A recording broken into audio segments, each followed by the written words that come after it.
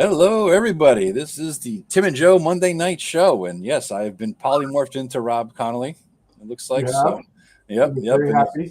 I needed the hit points. It's an AD&D for 1E polymorph. I stubbed my toe. I figured when you poly, you get some hit points back, right?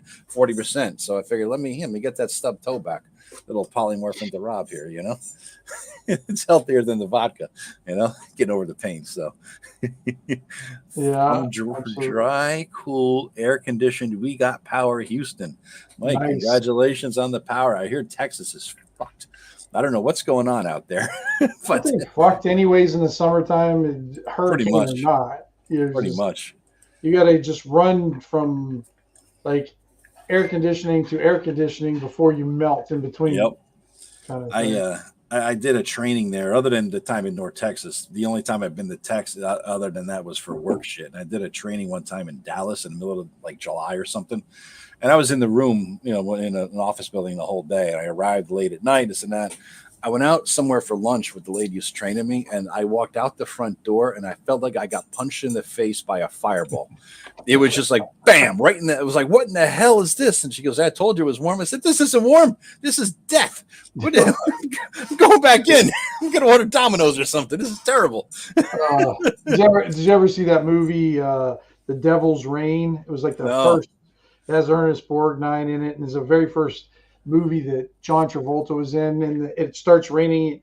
They melt like the people from what was it, the Raiders of the Lost Ark, when they open up the Ark and they all start melting, kind of thing. So yeah, that's what it probably God. feels like. When I lived in Arizona for a short time, I had so many freaking second degree burns from trying to get in my goddamn car. That's Or great. just, I mean, I would just burn the shit out of myself. Yeah, Oh yeah. God, I just wasn't used to it, and I didn't have Yep. one of those like uh windshield screens, Mm-hmm. and Mm-hmm. then the sun cracked my uh dashboard, broke it in Jesus. half, and everything, and I kept on getting.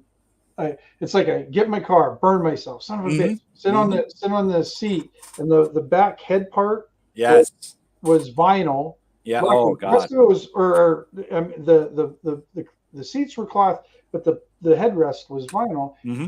Luckily, back then I had hair a little bit, and so, but it burned the back of my head. Then I go touch the car to start it, and then I burned my hands on the steering wheel. I felt like I was in some stupid SNL skit where I was Damn. just like the Burning Man or something. SNL or S&M? It sounds a little S&M-y. Wow, you know, I don't think, a I little didn't torture. feel like either. Yeah, no, it was not fun. Oh, God. Yeah, Flint says I want fireball punch. I kind of like that too. It's like a fireball on your fist and you punch him in the. Yeah, yeah, I like that too. Fireball punch. Yeah, Maybe yeah. combine like Big B's fireball punch or something like that. Mm-hmm. Mm-hmm. Yep, yep. Flaming hands.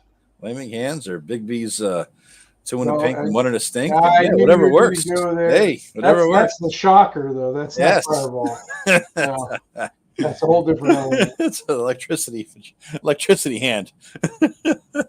Oh shit. On that note, So what do we got? Joe, what's your cool thing for this week? My cool thing is this week, as you all remember, probably. None of us Hopefully. remember. I know we're old, but Just- about a couple of years, a year and a half ago, I challenged Matt Jackson, who gets to 1,000 subs first, and the yes, challenge really brought out the competition in me, and I was like, I'm going to beat his ass because I did. not beat his ass, So I was like, Yep. I'm going to do this shit. I'm going to Of kick course, his ass. Matt was making like solo. Yeah, Stuff, like so yeah. he was already kind of handicapped himself with him just doing that. Mm-hmm. Although he got a lot of hits off of those. I know. I didn't know there was that many people with no friends out there, listening to how to play D&D with no friends. It was weird. So, Well, we are gamers, so we should. I know.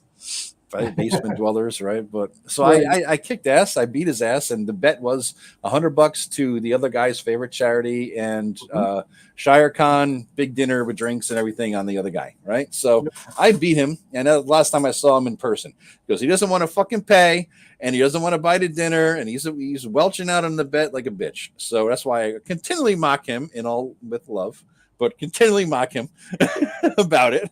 But Eric popped with 3,500 subs this past week, and I'm like, shit, man, I want to get some more subs. And I look at Eric's video to subscriber ratio. He's got 1,000 or two, whatever the hell videos, and I have I like think he 100 said videos. didn't he say he had like 3,000 videos or something like that? He has like one sub per video almost, and I have like 100 videos and like 2,200 subs. So I'm thinking myself that, you know, we hit the similar audience, but with different topics, right? He's news Right. generally and what's going on, and I'm more like gaming stuff, what's going on in my game, that kind of thing, or advice or tips or whatever. And sometimes we verge on each other's territory, but I challenged him the other night. I said, Eric, let's do this. I want to grow my channel. There's no better way to do it than to have a little competition. So I made the same bet with Eric, knowing that he will actually pay up. So that is a very long way. He will pay. Oh yeah. It's a very long way to long story to just get to say, you know, like and subscribe, everybody, to the channel so I can beat Eric's ass. Yeah. And Tim will give you $10 each of you. Tim will personally pay you if you drop off of Eric's channel forever. So we're all good. I mean, this is good. You will get free stuff from Tim forever. Just unsubscribe from Eric. Unsubscribe to Eric and help Joe's cause. Help my cause. So yeah. So now it's real. Now I'm gonna have to start making videos and this and that. You know, Eric's gonna do his thing, plugging along, you know, one a day. And I'm gonna try to get some good videos there. You know, I made a joke yesterday. How do you capitalize on the current events of the area? But I'm not going to go there with the video for D&D. Right. You know? No, that's a little bit too much, too tasteless. So, yeah. What do you got going on, man? Oh, okay. I guess so. You know, I instead of like trying to find something cool, I just thought I would do like an off-the-shelf book that I doing and everything. And this one is actually, speaking of Matt. Yeah. Matt likes me, so once in a while he'll send me a book that he likes. Yeah, for all the money he should be giving me, he buys you the fucking book. Absolutely, you know? Yeah. This is part of your $100. Untold. This is your steak dinner here. Yeah, right. I'm looking at it. Yeah, that's at least the appetizer right there. The Untold Encounters of Random Encounters. So it's a 5e, and it's got a whole bunch of city encounter kind of things. Now, Joe, this will be your favorite part, even though it came from Matt. Yeah. What's this? Run Amazing Adventures, ready to roll. No. 5e compatible? No. Don't you see it? My whole fucking cover's buckled. Oh, shit. No crap. He sent you a fucking defective book? No, he ordered it from the goddamn company and it came that way. Amazing. I can't get a clean book. It's like the corners, when it popped out, I'm like, oh, look at that. The corners are fairly decent. Yeah, a little bit. They're not kind of crisp. And then he turned it over, and I'm like, oh my god, it's like buckled. Son of a bitch. So let's get your D1000 out. D1000. So yeah, or D100. I'm sorry. All right. So what it's got inside of it, guys, it's got town encounters, wilderness encounters, and dungeon encounters, and it's kind of divided up into different things. Do you want to do a dungeon encounter, town encounter, wilderness encounter there, Joe? Let's do a town encounter since we're doing a town topic tonight. All right. Are we going to do it in the castle ward, cemetery, docks, guild ward, high street, lanes, noble quarter, rural, slums, or the undercity? Slums are always fun. That's my hometown. Slums. All right. So go ahead and roll your all right. D100. D100. Yeah. Thank you. All right. We have 94. Ooh, going. And what do the tables look like, Tim? What's the layout? So the tables are very basic, but there's two different types of descriptions for each thing. So you got, I don't know if you can see that. Okay. Okay. So you got the basic, the ever present and dirty, and then the description. So you rolled a 94. Yeah. And that's a water pump. And then roll. So you find a water pump in the slum, and just roll the D100 one more time. 20. 20. And it says a local fence offloads goods for cheap. So I would, by the water pump, you see a guy like trying to sell off some stuff that he couldn't sell to anybody else. So he's trying to get rid of stuff for cheap. This is different flavor kind of things. But it's kind of very specific. And then it's got adventures in here, too. It's got like some small, short adventures. Okay. It's got drinking games. It's got, let's see here. Let me pick out something here. Drinking games. Hey, now we're in the drinking games. It's the game is called Toad in the Hole, and it's played for bragging rights and money. Any character who plays must select a toad, actually a frog, but no one seems to care. Are you going Richard Gere shit here, dude? Toad in the hole. Where are we going with this? Because No, his wasn't his a hamster. hamster in the ass. That's right. Yeah. From the pot and swallow it whole. So you got to take the frog and then swallow it whole. Oh my god. Characters may be lucky, 70%, and not select a hallucinogenic frog in the mix. That's not Or lucky. Usually, that's that's That's if I'm good swallowing stuff. a frog, bring it on. Yeah. Any character who keeps the frog down wins a small pot donated by a local landlord All right. who has made years of wages selling tickets to watch fools eat frogs. So there's your drinking game. I don't know how that's a drinking game. Does it have a psychedelic table? Well, it's drinking because you got to be drunk to even fucking consider that. I think that's why it's drinking. I don't think it. No, it doesn't have a psychedelic table. No, they should have a psychedelic table. I mean, shit, that's the fun stuff. The magic mushroom table. You know what I mean? What happened? Right, absolutely. The bad acid trip table. Every game should have one of those in there. But it's laid out fairly decent. I haven't really used this one when Matt sent it to me because I guess he got a copy and he liked it. And then I had been looking at it like the day before because I think it just got released or it was just released for Kickstarter. But I had no intentions of getting it. Yeah. And then like 3 days later, it was in the mail from Matt. Nice. Yeah. So yes, thank you, Matt, for that. I appreciate it. Yeah, he always sends me cool stuff. Yeah, he's the one. Remember, he sent me this. I used this a couple of weeks ago. There's the drink from the dinner he owes me right there, holding it in your hands. Yeah, so he's paying off. He's just paying it. Yeah, to me. he's paying it to you. So, yeah, well, you know, that's how he is. I know. There we go. Speaking of the bastard, there we go. What did you get? Are you gonna? Well, you have to. You got the banner going. You see it in the bottom? Matt Jackson is really, really old. You're just gonna scroll that the whole time. I got nothing to advertise. I got nothing to pimp out. So here it is. Oh shit! That's Bush League. Tim, what's Bush League? The book or something? I don't know. I'm not sure what he meant by that. Legs taste like chicken. Yeah, I don't know. It's a bush. It's apparently doesn't everything taste like chicken? Oh, the book's Bush League. Everything but chicken you get at a Chinese buffet. Well, it tastes like cat. Right. Oh shit! There was a town I used to live in. There was a grain and feed store for some damn reason because it was an old factory. I don't know why they were there and how they existed. But they had grain and feed this and that, and they had like a shit ton of cats there because mice and rats and everything else, right? So they had like well over a dozen cats. Chinese restaurant moves in nearby. The next thing you know, one by one, the cats are just fucking disappearing.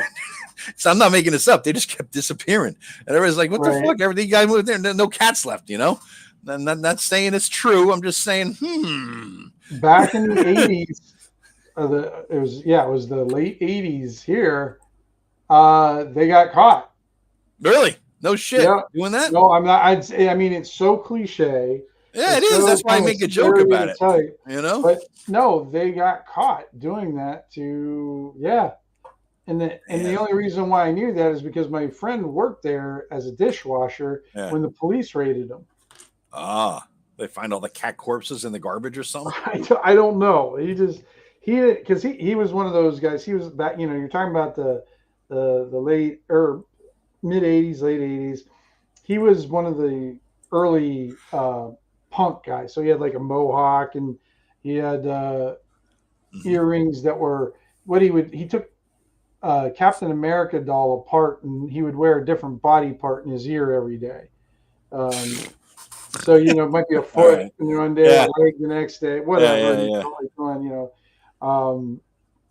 And so he never paid any attention. He didn't even understand. All he knows is he went in there, he washed dishes, he got to listen to whatever music he wanted to play, and then he would leave without telling them, and then they would just pay him. Yeah. That's a nice deal. So he So he thought it was funny that they got arrested. He was sitting there washing dishes, and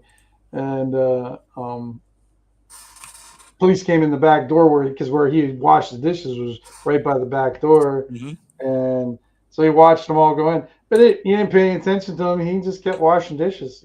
He's probably had his like the old time Walkman on or something like that. Yeah. I was just thinking if he listened to his own music, he had to have a Walkman going because they're not playing fucking, God, right. Anarchy in the UK at a Chinese restaurant. No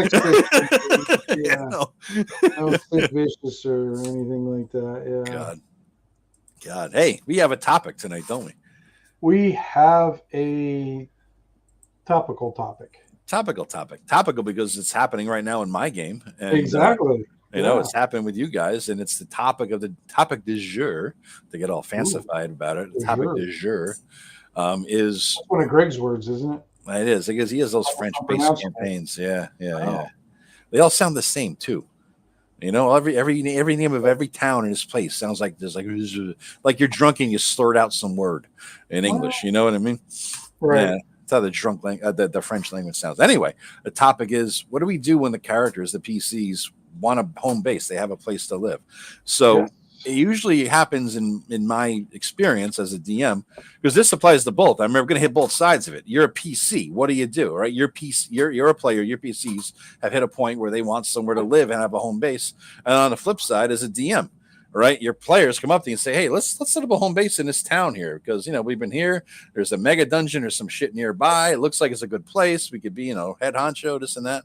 And, we could do that. Let's see what happens. So it just hit with my guys because you guys are around ranging between 4th-ish to 6th-ish level, right? And you got some money, you got some wealth, you got some XP, you got enough moxie. I think we're even a little late to the game to start. I think that starts a little earlier when people start like pissing in the corner to try to claim their territory.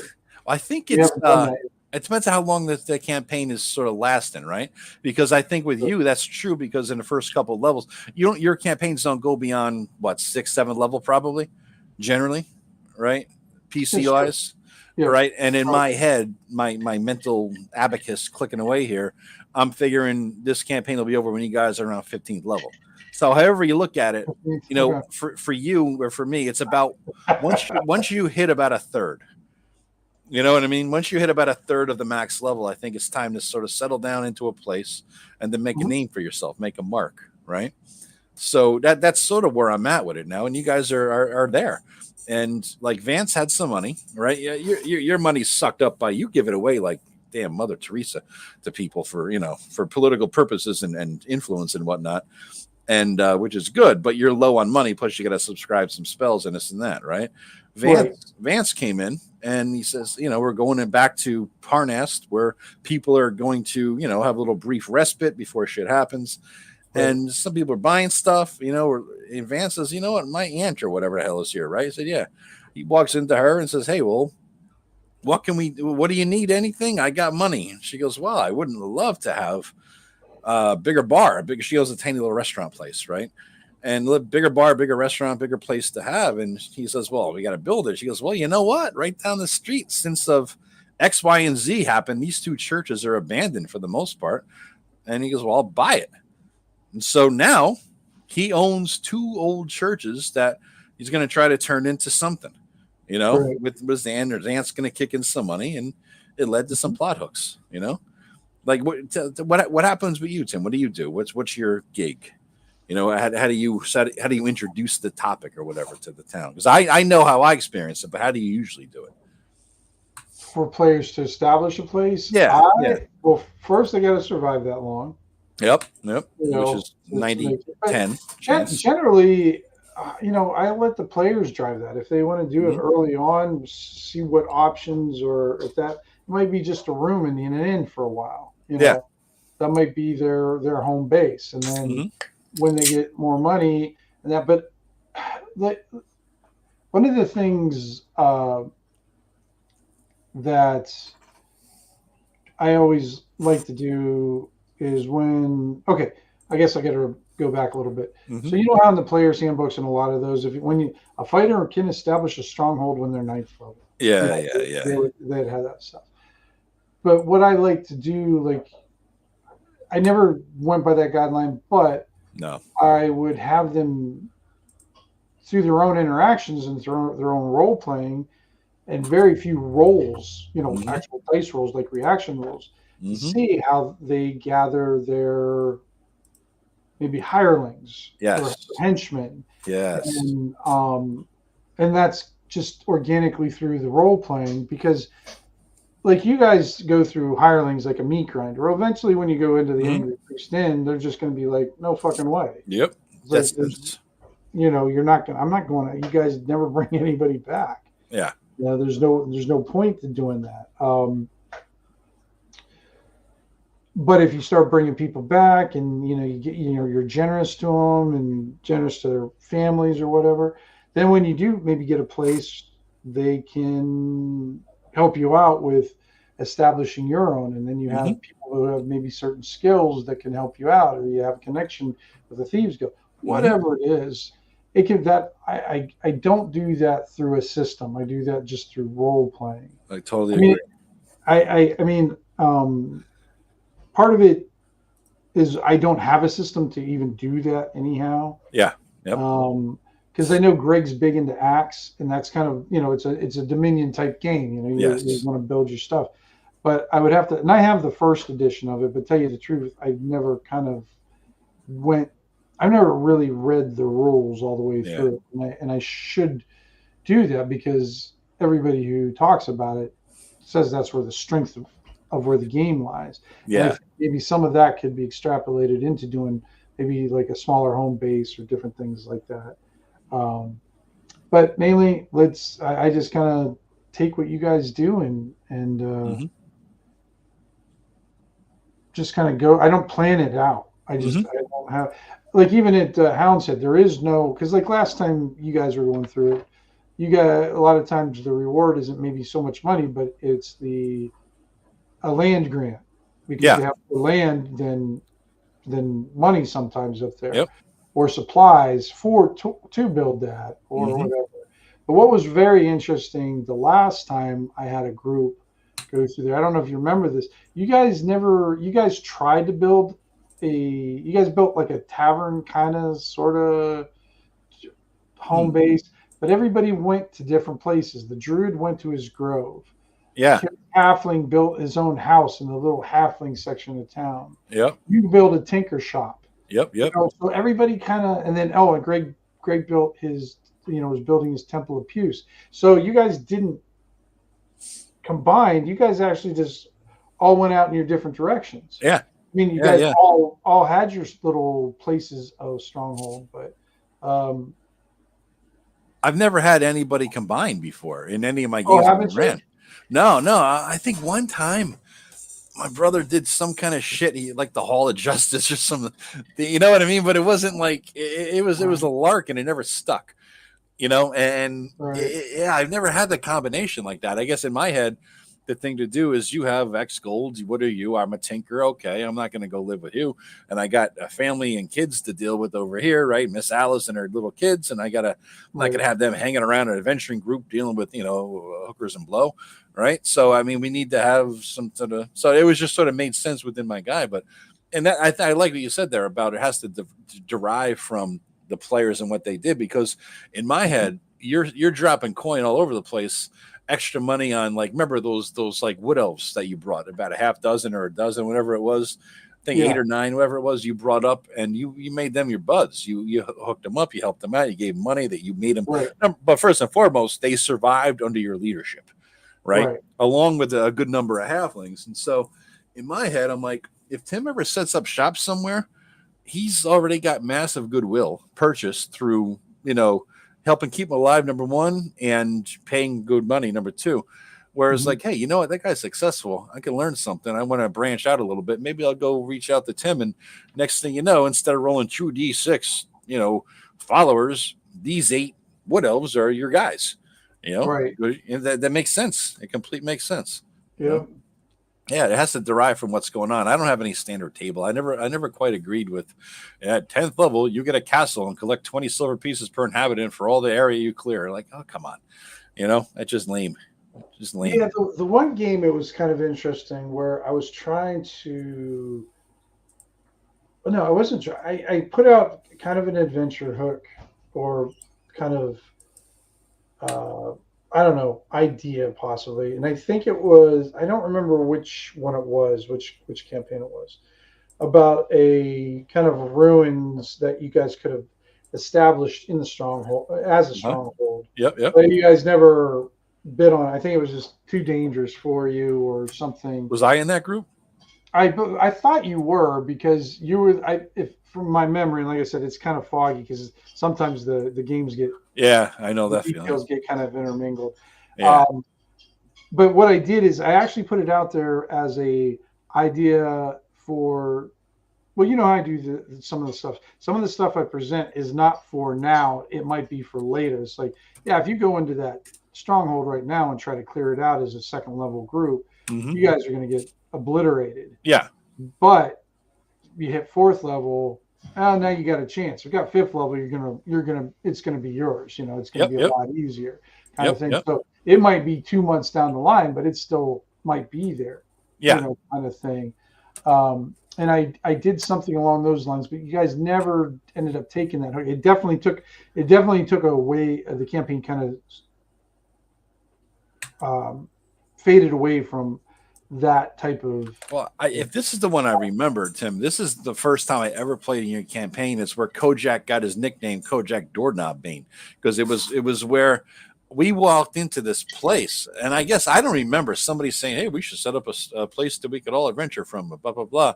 And next thing you know, we're walking up a road, and miles away from Houndshead, and there's this house on the side of the road. Nobody living there. It's abandoned, but there's stuff inside. And I look at it as an opportunity to smash doors and take whoever was foolish enough to leave this place unguarded, all their shit. Right. So I'm smashing doors. In the meantime, it was the first time I had ever played in your campaign with, I believe it was really early on. Yeah. It was only the second or maybe second game. I think we had our one-on-one and that was it. I mean, we rolled into the big group. Right. And it was, God damn it. Who the hell is it? The guy who I had annoyed because I pulled a Shane on him. Oh, Jason Hobbs. Yes. Yeah.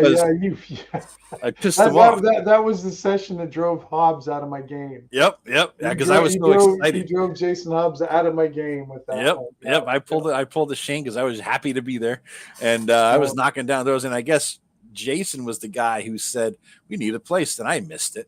It's probably I missed what he said, and in your head, like, okay, you asked for it, you got it. Here's the place that you guys can have. You just got to figure out who owns it, what's there. And I'm looking at it as a looting adventure opportunity. And Jason's looking at it like, why are you breaking down the doors of our new fucking house? I'm like, our house? Who the fuck wants to live here? We're first level. I'm not going to be tied down to shit. I got like 9 XP. Right. I'm not going to be tied down anywhere yet. Why would I tie myself down this early? I don't know where the campaign is going to go. So I'm just breaking doors down and shit. That's the door is locked. I have a boar hammer. It's not locked anymore. You were smashing all the doors that weren't even locked. You were bashing. Yeah, it didn't matter. Kojak Doorknob Bean. That's where I got his name.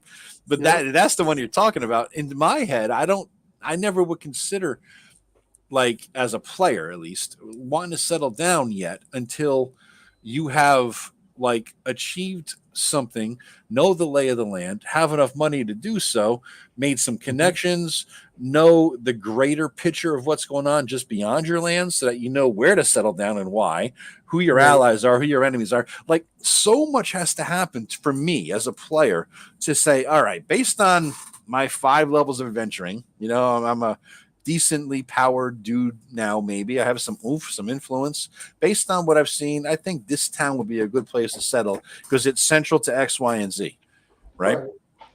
And so I would go, something like that. Now, I really, that's why it really threw me, I think, when you dropped this thing on us at first level. Like, I don't know what the hell I want to settle down. I don't think that was so much like a play. You guys would have been squatters there, maybe, but actually, that was, if I remember correctly, that was going to be a teacher of. She was going to be able to teach alchemy, like somebody. There was an alchemist lab in there, which I was looting the shit out of. That was going to be, you did, and that was going to be like an area where you could have come for resources or like different things, and then also I was going to possibly use that as an excuse to expand the plant life, fauna, and aspects of the Comore Forest and start developing that up and everything. So it was more, I think, geared towards that at the time. But then that got kind of blown out of the water, which that's what happens when you play, especially when you introduce someone like you to the campaign. It just blow it up. You never know.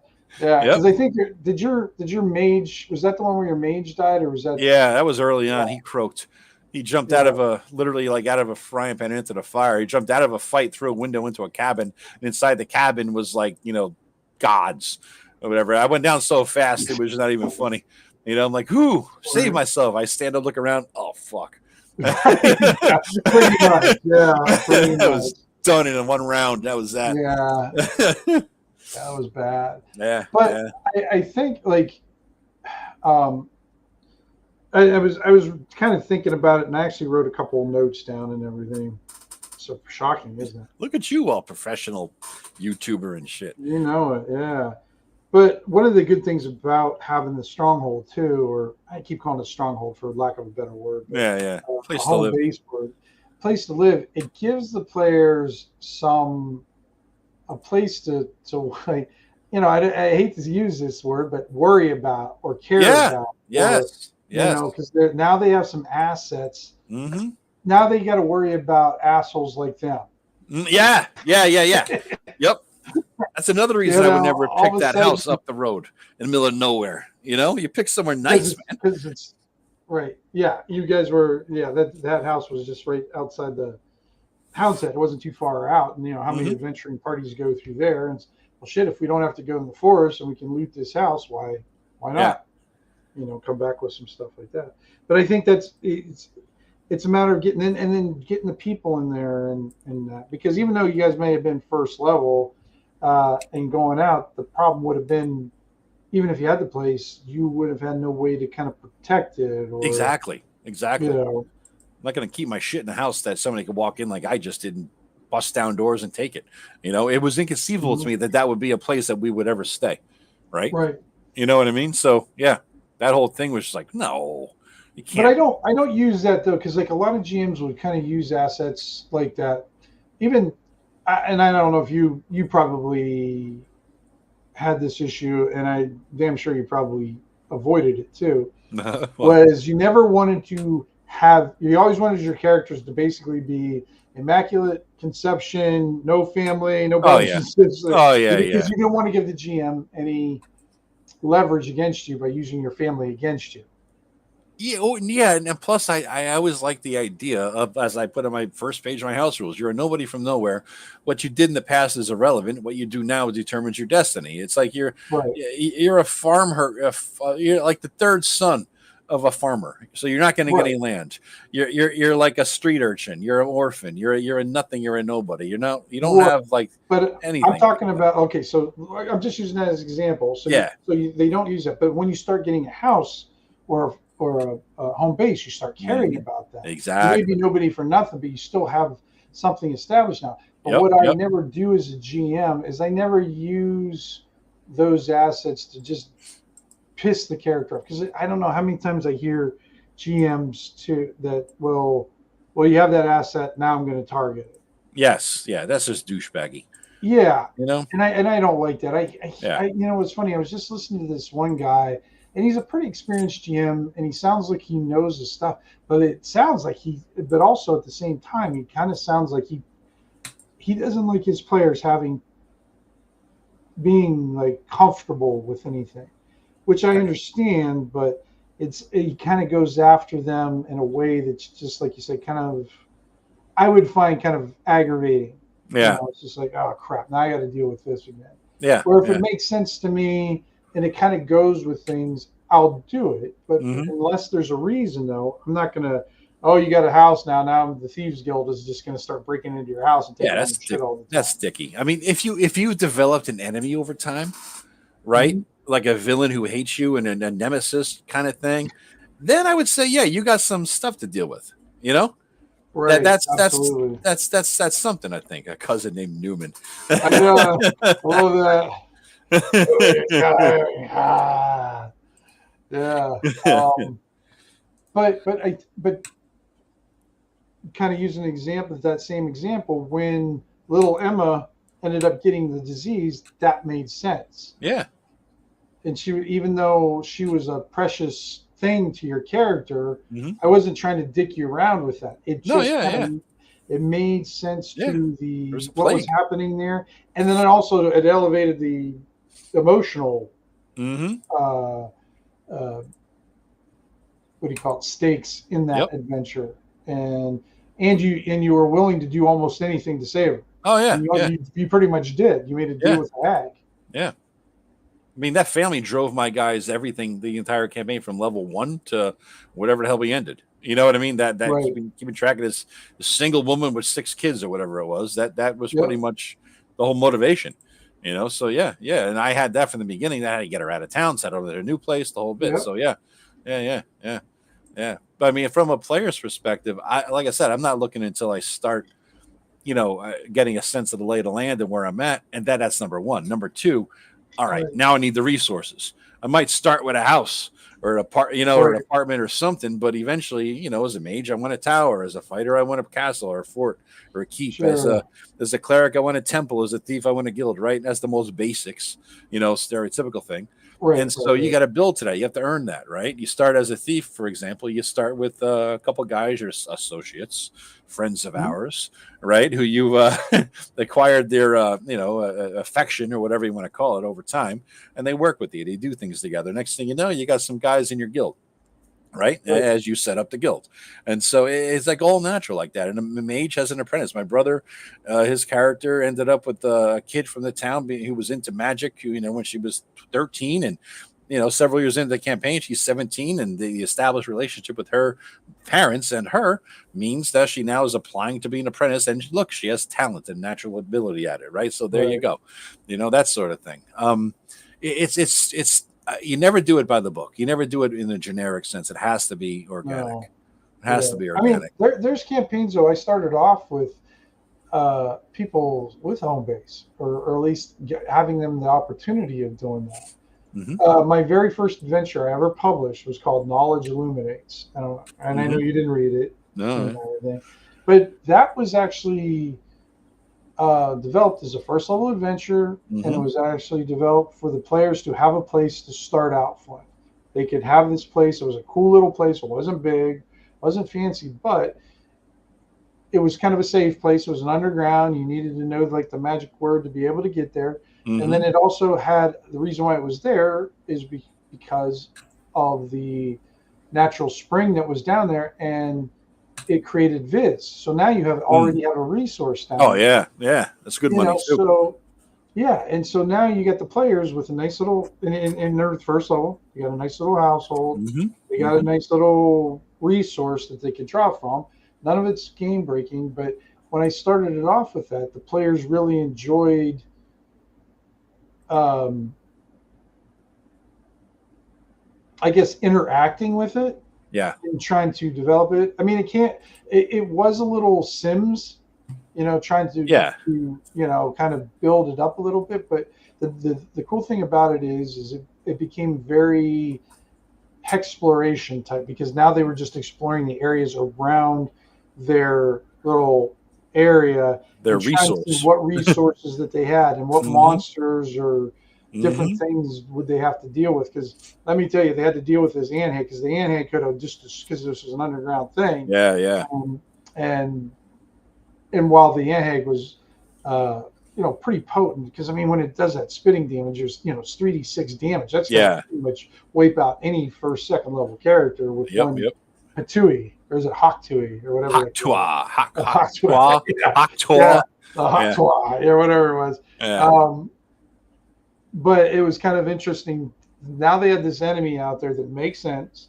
They had to be very careful about it, because Yep. they know they couldn't confront it right away. So what they were trying to do is, trying to build themselves up or figure out defenses. What could they do to protect themselves against Hmm. acid? What could they do to protect themselves from burning things? So it Tunnels. almost, Yeah. so the campaign kind of, when I started out with it, and I didn't think about it really. I didn't know where it was going to go. I just knew where I wanted to start it. Yep. So because I did that home base of first level, it sort of dictated the campaign, just kind of being in this smallish area, and we really explored in a lot of detail in this small area. And if I remember correctly, the campaign I think ended at 5th level, but it ended at a perfect spot where they had kind of established, they cleared their stuff, they had people, they had recruited people to clear the woods, get the resources, and then take advantage of the Viz supply. And I think Rob's character became like an alchemist, and then Dwayne's character, he actually became, if I remember correctly, he became a member of the city guard. Nice. There was a city nearby, and so the money that he was bringing in for that, but then he was also making friends with the guards. So the ones that needed a place to live, he let them move in on his land, and now he already had some people who had some training living on his thing to help defend him. So it made sense, So they already became little lords on their own. Yep. Kind of thing. Now, what you did for us, first level. Yeah. You did for us in Houndstead for the Kojak crew, right? What you talked about before is you gave us some resources, some certain silver pieces worth of materials, to build the place, and it was a small place, like what, 2-3 rooms, if that, 1 floor, I think it was. When you guys were going to build that, because I think they gave you like so 5 much acres. money. Yeah, he gave you like so much money to build it on. Is that? Yep. He gave us a chunk of land, and like half acre, couple acres, or whatever it was for land purposes. And then there was it was like, here's X amount of materials to build the place.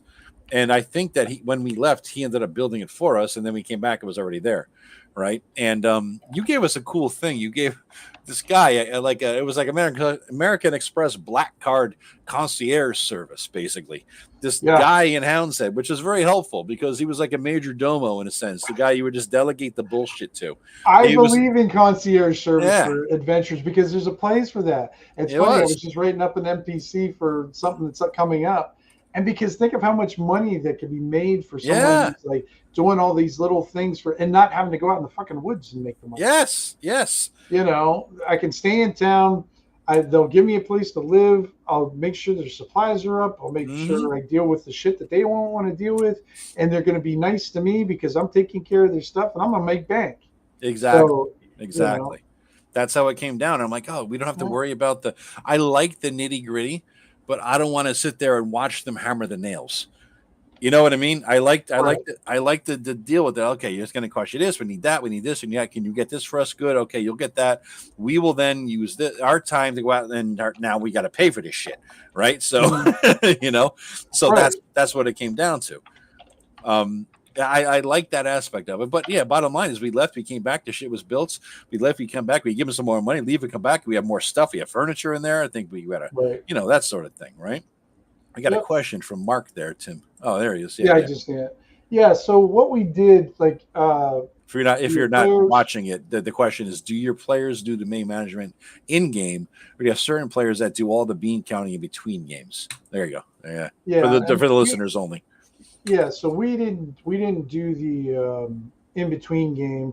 We kind of did it in game, and there wasn't a lot of bean counting to do because we weren't doing like the whole Harn yield of crops of if you got, and then what the weather did. We just kind of, let me see, because I did have how I did the scrap thing with your Tenkar. We did a little Tenkar system, a real basic one. You had common, uncommon, and rare scrap. And then you needed so much. That's kind of what I did. A very simplistic version of like domain maintenance. So if you wanted to do this would cost you this much. If this wanted to do this, cost too much. And then what we would do is we would take the amount of that, like say, say to maintain and make sure everything's going cool in this little plot of land or whatever, is going to cost you 100 silver a month. Okay. What we would do to kind of determine some randomness, whether it's weather or monsters or something like that, I would just make up a D6 table. I think, or it was 2D6. No, it's 2D6. So that way, if you rolled a 6 or 7, it just costs you what it costs you. Yeah. But if you got on the high end, then maybe it cost you less, or maybe you Mm-hmm. gained something. Somebody found a new resource. Somebody did this. Somebody did that. Or if Mm-hmm. it ended in the low end, another ant hag showed up, and it's Revenge of the Ant Hag, and Mm-hmm. it destroyed. So I just used a very simple table to kind of determine how things happened during that month, to decide how much the players, and if the players didn't have enough money to cover the costs, then things went downhill. Something got, kind of thing. So it's just it's definitely not clever. It's not that detailed, but it was enough detail that it didn't interrupt the game. I think it had a nice nuance to it that we could really, but it was gameable. Yeah. And we didn't do anything outside of that. Because like Rob, I mean, in some of his campaigns, when we got into real high level ones, I mean, Yeah. Rob had the breakdown of footmen and archers and the cost of cavalry, and and that was, I know for me personally, that's just not my thing. Yeah. Dwayne, that he was all into that. Dwayne figured out all that stuff. That's me. That's how I am. I mean, I go the other way with that. I went Rob's way when I do it. Like my brother had I don't know about domain management. He ended up he started out as a broke ass poor ex noble house. He just banned from his house, and part of his thing was getting back all that, and then he ended up a lot of money, and then resources, and the management of the house and income sources. He had a griffin training business. He had fields, he had farms, he had horse raising, and I had to do research on all that shit to figure out, how many acres, what is the yield, how many acres for grapes, what do you get back in the Middle Ages, and then what is the price, and he had spreadsheet upon spreadsheet going to figure out what the hell he was, and he does spreadsheets for work, and I gave him a challenge, you know what I mean? So it was just, there was a lot going on there, and he did it up all in the spreadsheets, and he was all psyched. Well, I don't know. I was psyched. I don't know if he got a little overwhelmed near the end, but it worked out good. I think. It was fun. It was pretty fun. Mark has my favorite comment of the night. Oh, the guy that describes Wing Prince goes to the fine details. I don't believe it. That's right. I mean, he did a good job, but it's just, that's not where I find the fun in the domain play. Yeah. I mean, I like, as you can tell, Joe, I like gathering like allies and resources. My resources are the people that I'm gathering up. I'm not looking to find like Greg's resources is finding like the gold mines and different things. Rob's is finding like the magic, and mine is finding the people. And well, Greg likes to find people, the charm, and next thing he walks around with like a menagerie of like charmed slaves that do everything. He does. When I'm playing his game, I'm like, why is every fucking class in his ambition and avarice game have like a bitch associate? There's always somebody, and when you hit X level, you get a ranger trainee or whatever it is for your class. Every class got its own thingy. And I'm like, why? What? Who cares? Then I see how Greg plays. That's all he does is accumulate followers. He does. He gets a massive amount of people. Yeah. It's become a personal quest. But you know that going in. So, yeah. Now I just got to set it up so that all his dogs and pets always die. Right. I don't the try next to thing do I that. had on there was protection, and we kind of already talked about that. Just getting the people to protect it. But the other thing is now the players have to start thinking like the monsters, though, because now their layer is getting invaded. Yeah. So what traps are they going to put up? What kind of locks are they going to put in? And it kind of turns the table on them. Now they're used to doing the home invasion, being the home invaders. Now somebody can home invade them, and now and it's funny how frustrated players get, because if you use their tactics against them, getting in there, they get pissed off because then they feel like they were violated, and it's sort of like, well, that and I've never had an issue with that. Most of folks know, like with their play with me, sometimes it happens. It depends. It has to make sense, though. It just can't be. It just can't be the GM dicking with you or something like that. Yeah. Like say you got your Tenkar shop, and then you pissed off Newman. Let's say you got Newman. Yeah. And you didn't know Newman was a member of the Thieves Guild. well, no one's going to go, like, oh yeah, all right, My cousin okay, here. I got this. Me and my guys are going to visit you tonight. Yeah, we're gonna make sure we can get in anytime we want to, kind of deal. And leave a token, take a thing. Something like that. right, yeah, or just like find your secret stash that you have, stack it up on the table in very neat piles. Yes, minus a gold piece. Minus one gold piece that says I could have this anytime I wanted to. Yep. Then that would be perfect for something I would do, actually. Yeah. Oh yeah, that's fun. That's fun. So it adds that other element too. So if they have a home base, just having the players actually now have to go into the aspect of like a monster or something. Yeah. And on the home invasion, no, I'm going to go invade my bathroom for 1 second. I'll be right back. Keep on talking. Your little kidney size, little tiny kidneys are going again, huh? And then the next thing, guys, I don't know anybody out there in the small folks that we have there. Is there any type of system or book or that you kind of use for? I mean, I'm calling it domain play, but like for headquarters, is there any good resources out there? I mean, I was looking around. I read something by like John Four. Everybody probably knows he is. He's been around for a long time. And I read a article about him or that he wrote a while ago about it. And then I was watching a YouTube video about it that this girl had done, and it was kind of interesting. But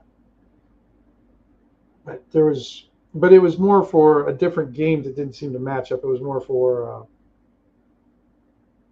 I don't know what it was actually now. It's been a while. But does anybody out there have like any system or type of thing that they kind of used in the past, or do you just kind of wing it like Joe and I do? We kind of let it happen organically, and if they end up getting it at third level, they get it at third level and go from there.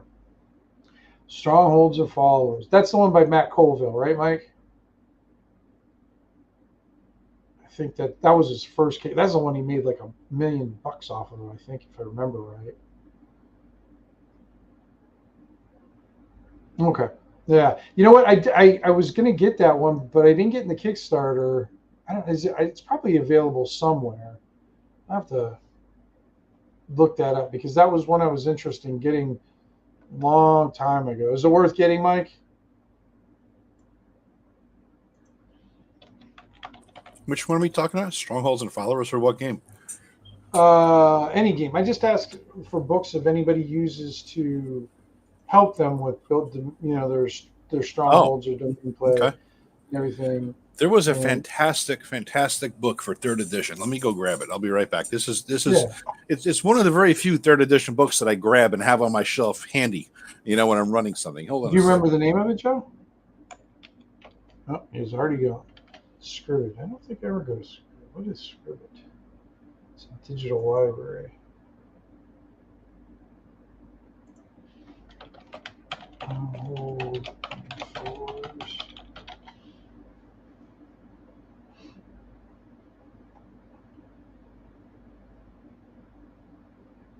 So we think strongholds.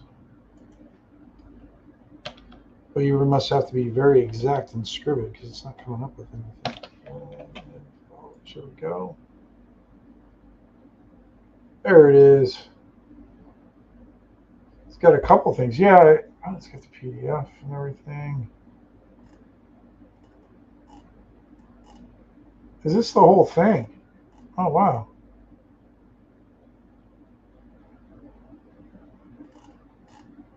Or is it just part of it? No, it looks like the whole. So, oh, wow, that's cool. You have the PDF. Oh, very cool. What did you see? Ooh.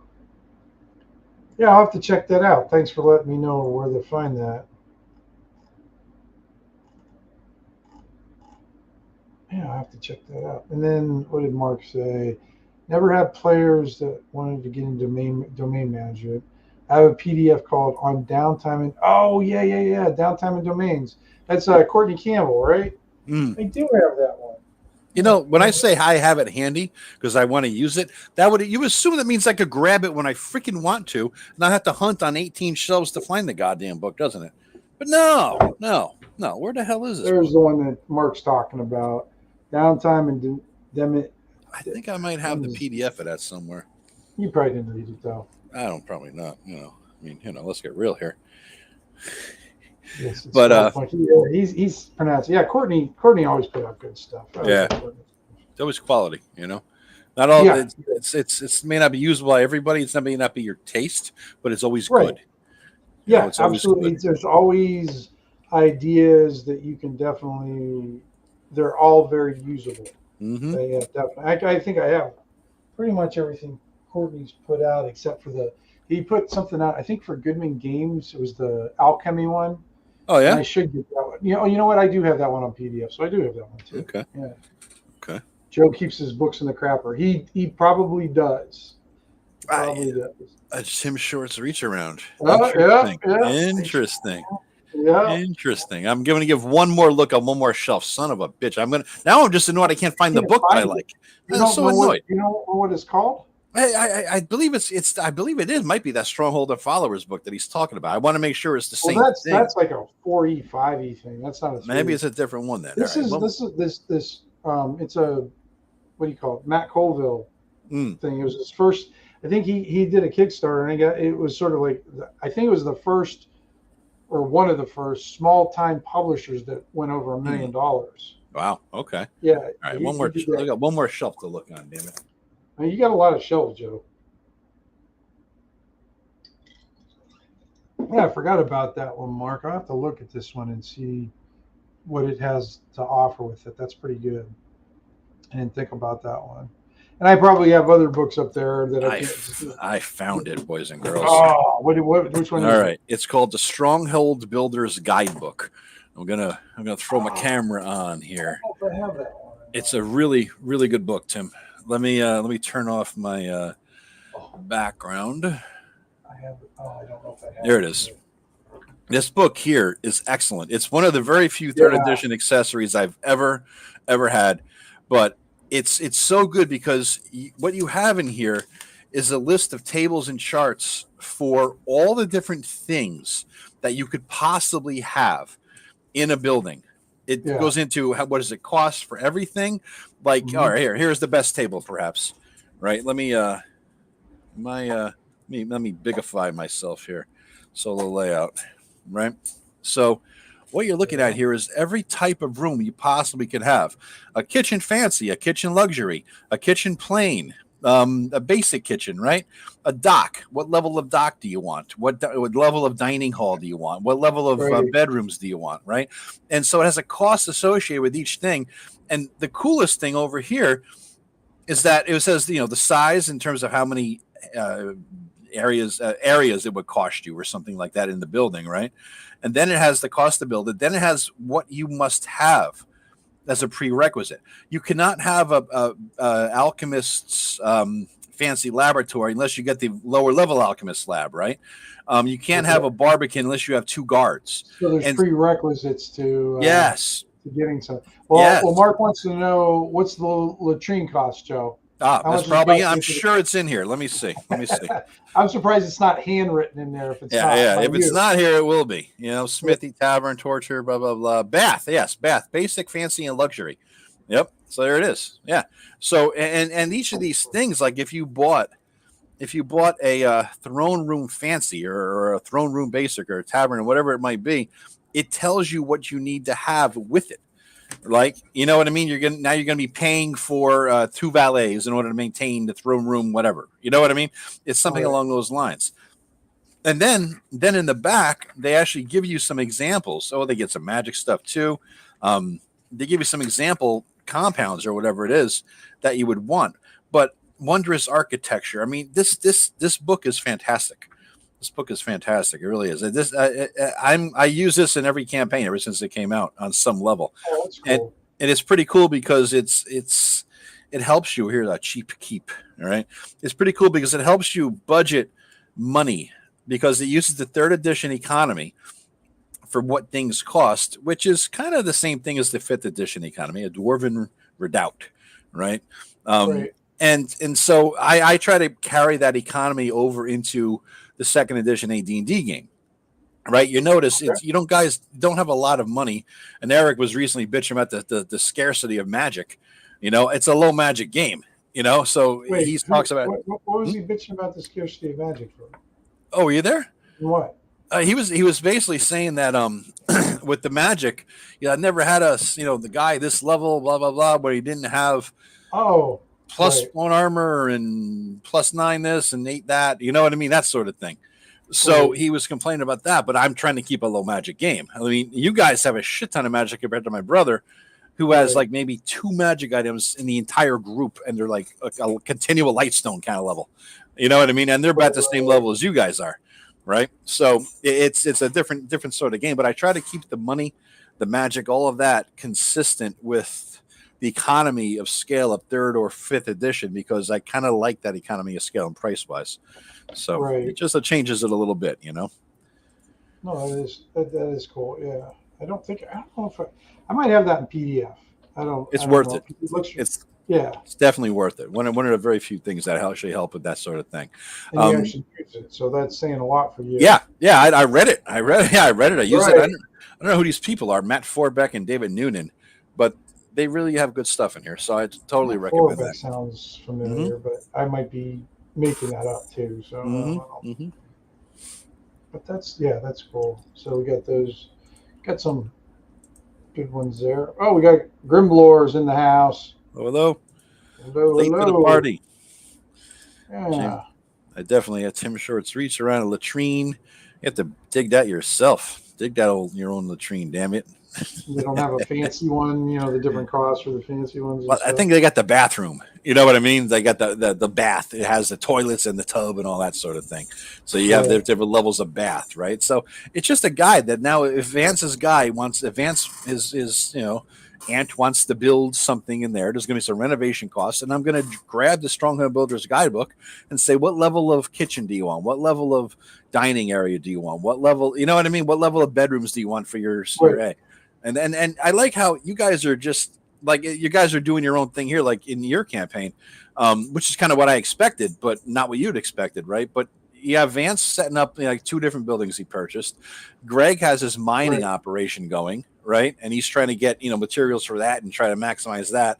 And he's already pushing Vance to hey, we don't have a little gaming section in one of these restaurant taverns that you and your aunt are setting up, right? Eric doesn't really care that much about it, it seems like. Rob hasn't expressed much interest, and I know you're still a free agent at this point. There's not much pop in there. Well, because I figure that my guy, he travels all the time. Yeah. He doesn't have real. I got to go to the high forest. I got to deal with the elves. I got to, so having a place to live actually puts me at a disadvantage. For my kid. That's why I give so much money away, because I kind of do the old 1st edition, like kind of ranger thought, I don't carry anything, or I don't have anything I can't carry. Yeah. So I can't carry. That's why I kind of go with how I kind of run my guy, I guess. Yep. All right. I got another one here, Joe, for the aspects of it. All right. I like this one, and I don't use this one too much. Rivals. Rival adventuring groups? Yeah. Rival adventuring group. Now, I'm not talking about, the rival adventuring groups where you're just going to kill each other and bloody. Yeah. That's just it. But, almost like a rival thing, like in Detectorists. Yes. Those they got to squabble each other, take shots at one another. Maybe they'll get the field before the other guy and claim it, or because I can think in the maybe if you don't move on this possible, like let's just say you find there's a dungeon or ruins that get found, and you're slow to react to it. Well, your rivals might get there, and then and as they're walking out, they're like, "Well, hello, boys. I see you late to the party like usual." And I don't know how long that would last. It'd be fun to be able to have a fun rival like that, though. I did that to my brother's group, and I fucked myself on it hard because I set up a rival group because I just wanted to fuck with them. It was just going to be, they rolled into town. They go into after beating a bad thing and getting the loot and like, yeah, we come back bloodstained and muddy and like, we are the victors or where's my cold beer, bitch? Right. That kind of mode. And they walk into the big tavern there in Parnast, and there's an adventuring group already bought rounds for the entire bar because they hit the thing that this group, my brother's group, didn't hit. Right. And they hit a bunch of rooms. They found some big stuff in there, and they came back and they're like, we saved the day and rounds for everybody. And the whole town is cheering them on, chanting and their names. And they're telling their stories of how they beat the thing. You know what I mean? And then my brother's group's like, well, fuck. Yeah. And they're like, who the hell are these assholes, you know? And then I made it so that they weren't assholes to them. They were so nice. Oh, you're adventurous too.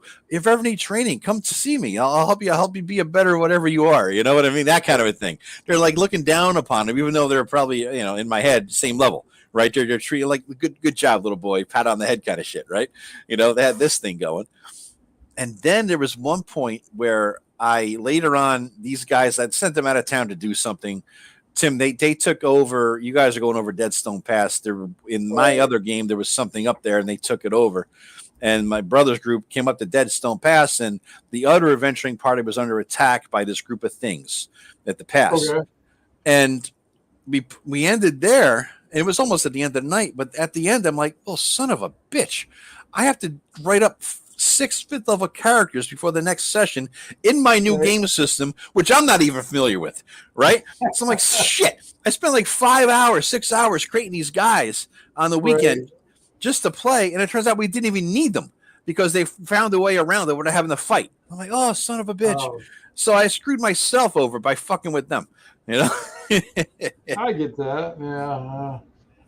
Mark's saying that the Barrow Maze uses rival adventuring groups real well within it. Well, I just pulled out, I got the old Barrow Maze. I got the one when it was only $6.66 type thing back in the day. Yeah. I got the I think this is like the very first version of it. My version is the look what I found on my hard drive and printed up a Kinko's version of Barrow Maze. That was. Oh, did you get like a spiral bound of it? That's probably yeah. I like spiral bound anyway. I do too for table copies and stuff like that. I do. I wanted to do that because I saw Matt's version of Shadow Dark like that, so I was thinking about possibly doing that. I'm looking for that Mark where they have I think at the beginning, Tim, they talked about different groups, didn't they?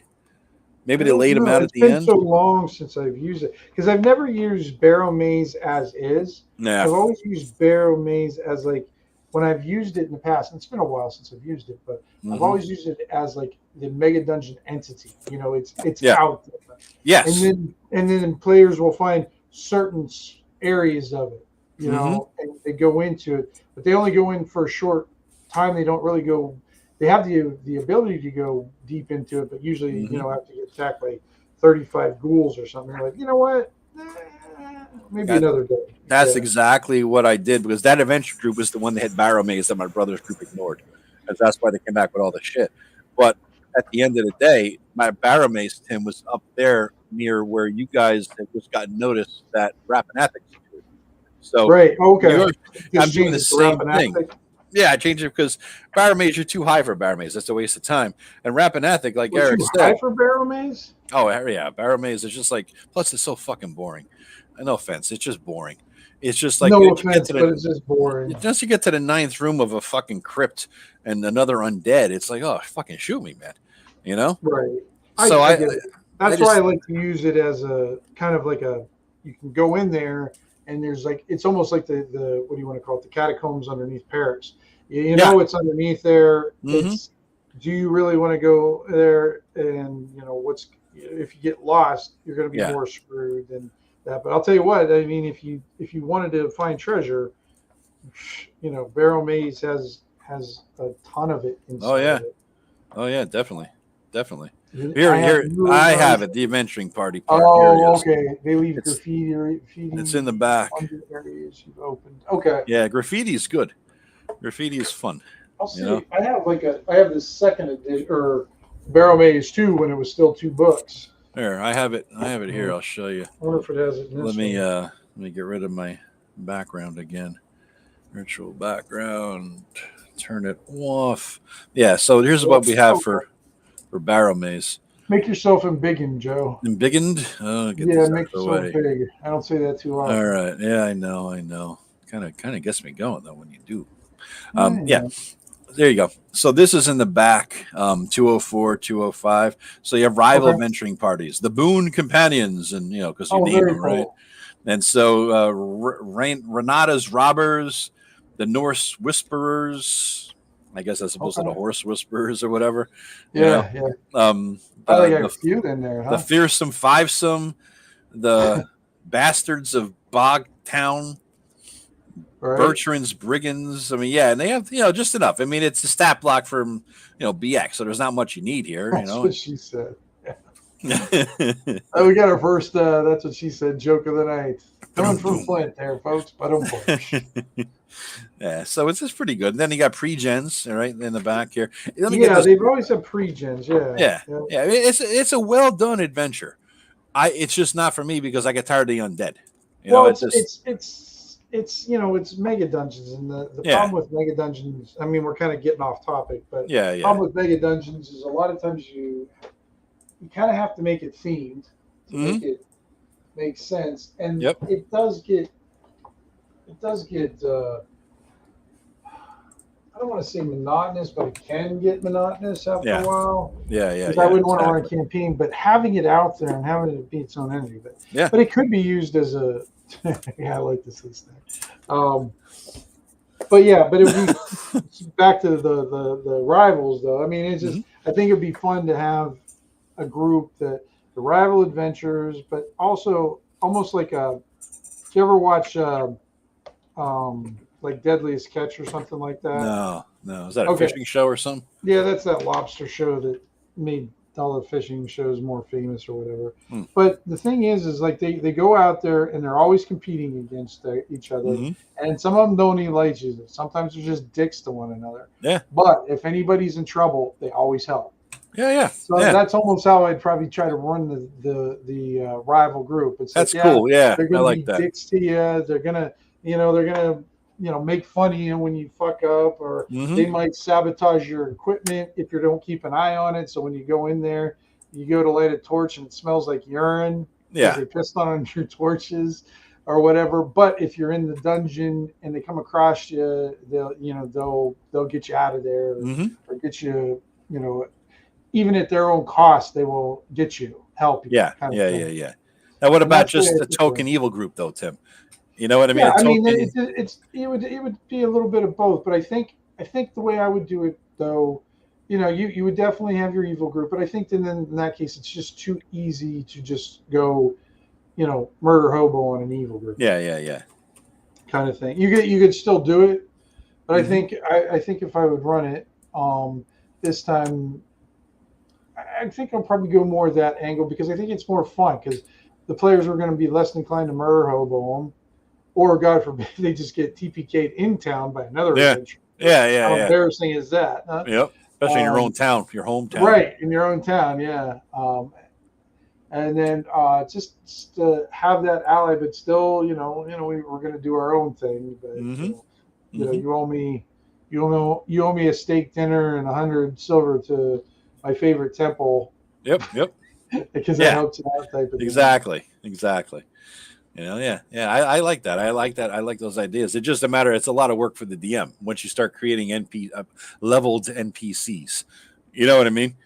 That's especially you get higher level. First level fighter who gives a shit. But you're talking like, I got to create 7 8th level guys with all the doodads and everything else they would have acquired over time. That's but you run systems that require a lot of doodads. I do. Where mine, the systems I prefer to run, the doodads are few and far between. And then plus, especially the kind of campaign I run too, like magic items are not. I mean, I know you think you run a low magic campaign, but you don't. Yeah. Compared to you, no. Yeah. It's like, I don't have a lot. I mean, it's definitely less than Europe because usually you run a real high magic. Yours is just sort of like what I would call like almost like a normal magic with some quirks in it because of the things that have gotten taken away. Well, the reason yours is so low magic is nobody wants to take any of your magic items because you know as soon as you use them, they'll fuck you over somehow. Well, yeah, absolutely, and I think that's a lot of fun. But think for you. But think about Kojak though. He ended up taking a really nice magic item. Yeah, but it's very specific though. Yes, the sword or the Comor Forest thing. Yeah. Your hammer. Remember, you got your the hammer. The hammer. The hammer of the Comor. Yeah. Yeah, and it has it's really good in this one area, but once you get outside of it, then it's kind of like a hammer. Junky. Yeah, or not as good. Mark. Oh, hey, Thetis, I see him came in, and then we have Mark. Back to domains. Thank you for redirecting us, Mark. Have you ever gotten into waging wars against other domains?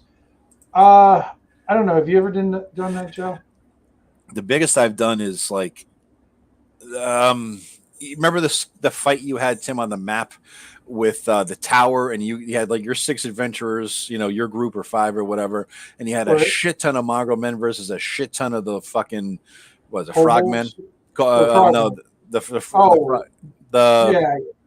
Troglodyte, whatever the fuck they were. Those I think they were frogmen. Bullywugs. There you go. So there's like I had like a couple of hundred combatants on the field of battle, and I have sort of an abbreviated battle system technique I use just to aggregate hit points. You're not talking specifics. Right. I roll like there's 18 of those guys are going to attack. Okay, I roll 18 d20 on roll 20. And the average AC is 14. It looks like 9 of them hit. Okay, so 9 hit. I'm going to roll 9d6. All right, and so 9d6 equals 30 hit points of damage. We're done. Okay, that means I'm going to take off 30. And since the average hit point of each of these mongrel men are 5, that means 6 are dead. And one. This is the basic. So. And then if you bring in like a fireball here and a fog spell there, your guy is bringing that kind of shit in. But all right, it's like arrows go now, melee goes now, this area is going now, that area is going now. So that's the most I've done, and I've kind of gotten that abbreviated system down. With my brother though, I did something where I created. I guess it was domain fighting in a sense. It was I just created for a specific thing, which I always think I can expand upon. I talked about it here before too. I showed it to some people and some people wanted a copy of it, but I think I emailed it to somebody. But it's essentially looking at what happens in a month, right? And events that happen. Was it intelligence successful? I based it on Axis and allies. You know what I mean? In each turn, each round, you roll the dice and you knew with technological innovation, intel leak or raid successful, you gain X or things like that. And so while each month goes by, right, you get to roll to like on an Axis and allies basis. And at the same time, the PC gets to do something, which may or may not affect the roll. Right. Okay. Right. If the PC's adventure of the month, because there's always skirmish and a fight here and a looking there and a scouting here, but there's always going to be one thing that month that the PC is going to do. And the PC's success on that mission will not only garner the PC, whatever the mission was all about, but it will also add a modifier to the overall monthly roll. So, you know what I mean? So that's sort of the only thing I've done. I've never done anything with kingdoms.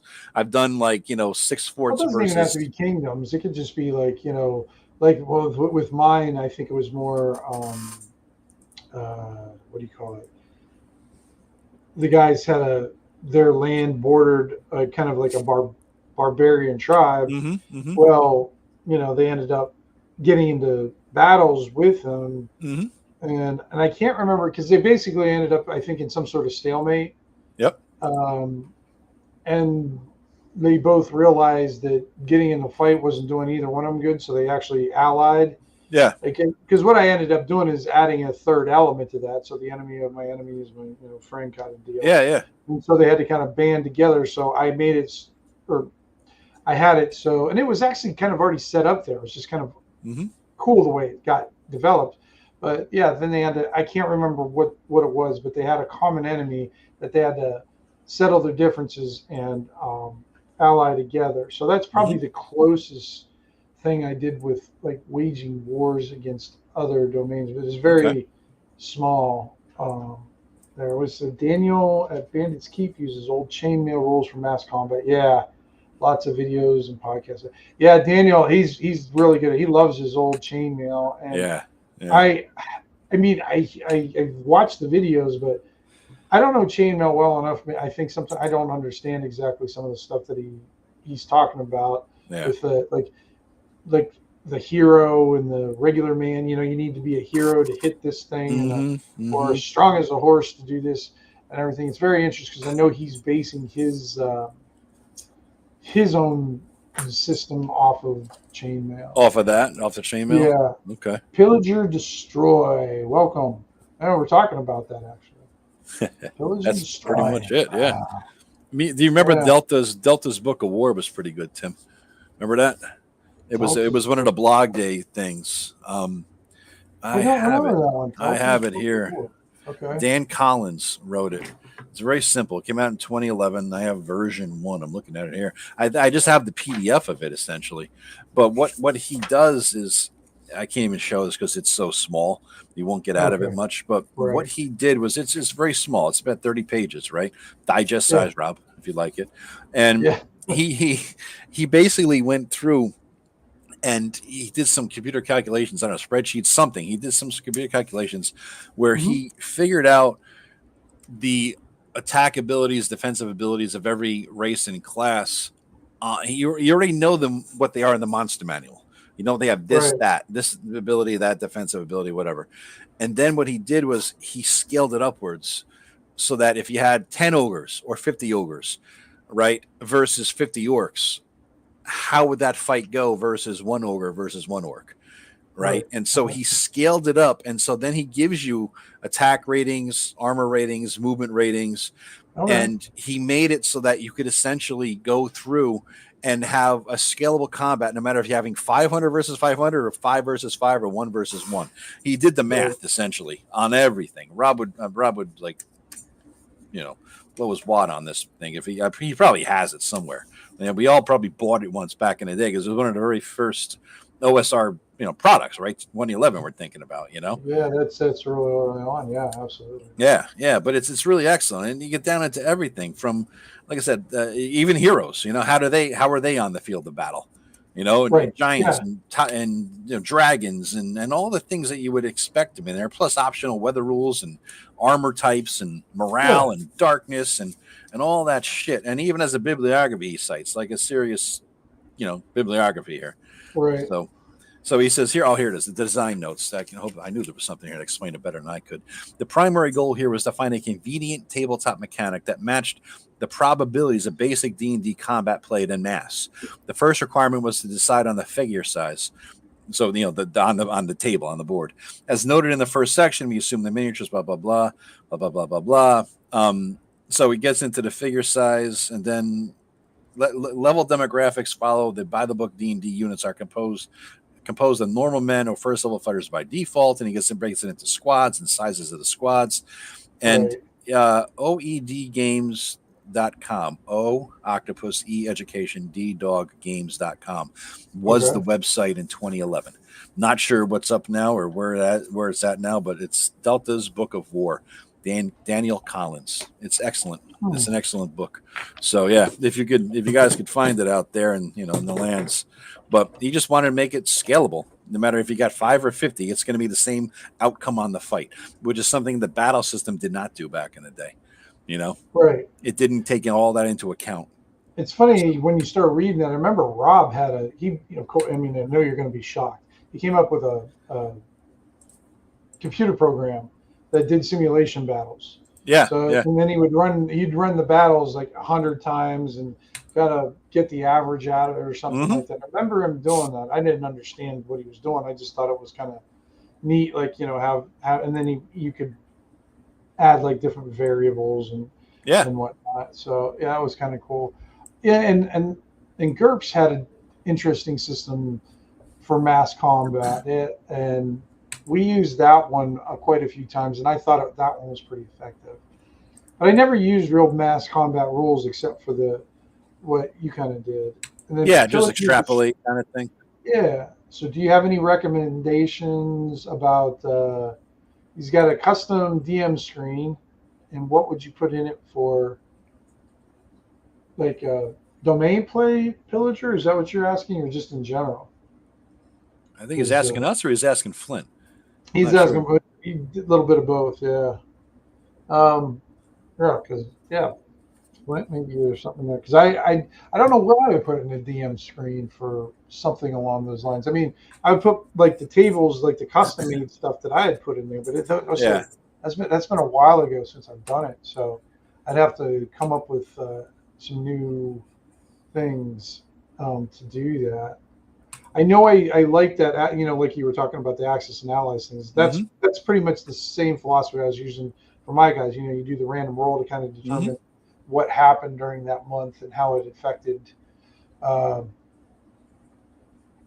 that domain for that period of time. And I like that.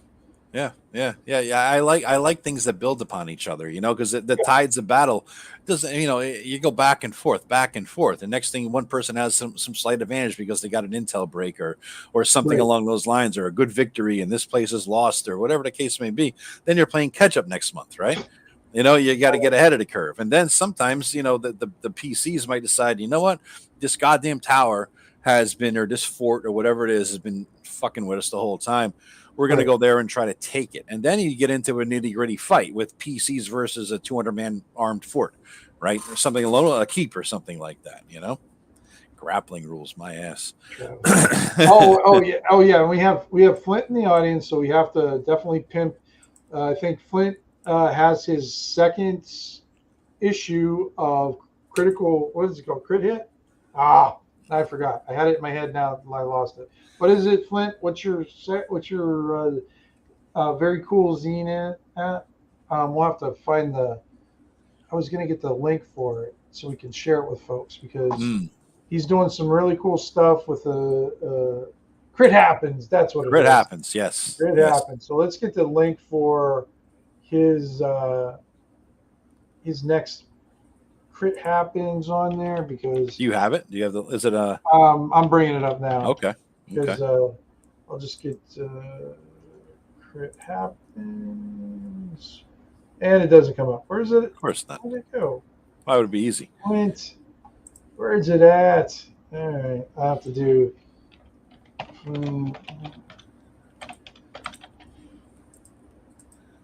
The issue is Pirates and the Sea. All right. Yeah, he's got different. Yeah, he's got some. All right. Got a themed episode. Nice. I know Dragons was the last one. So yeah. Right. All right. Is it on drive-through? Yeah, that's what I'm looking at, and I can't find it. Flint, what's your thing, dude? Do you have a link? You know what? I can't. I'm looking. Flint, I'm gonna shoot you a link, Flint, in Discord if you want to pop in and pimp your shit as we sort of wrap it up. You know what I mean? Let me get you let me load Discord. Of course, 16 updates on Discord. How is there 16 updates on Discord? Jesus Christ! Check community tab. All right, Flint, where you be? Tab? Flint, you got to be on my Discord, right? How do I not have you on my Discord as a friend? I don't know. Maybe. Well, I have him on.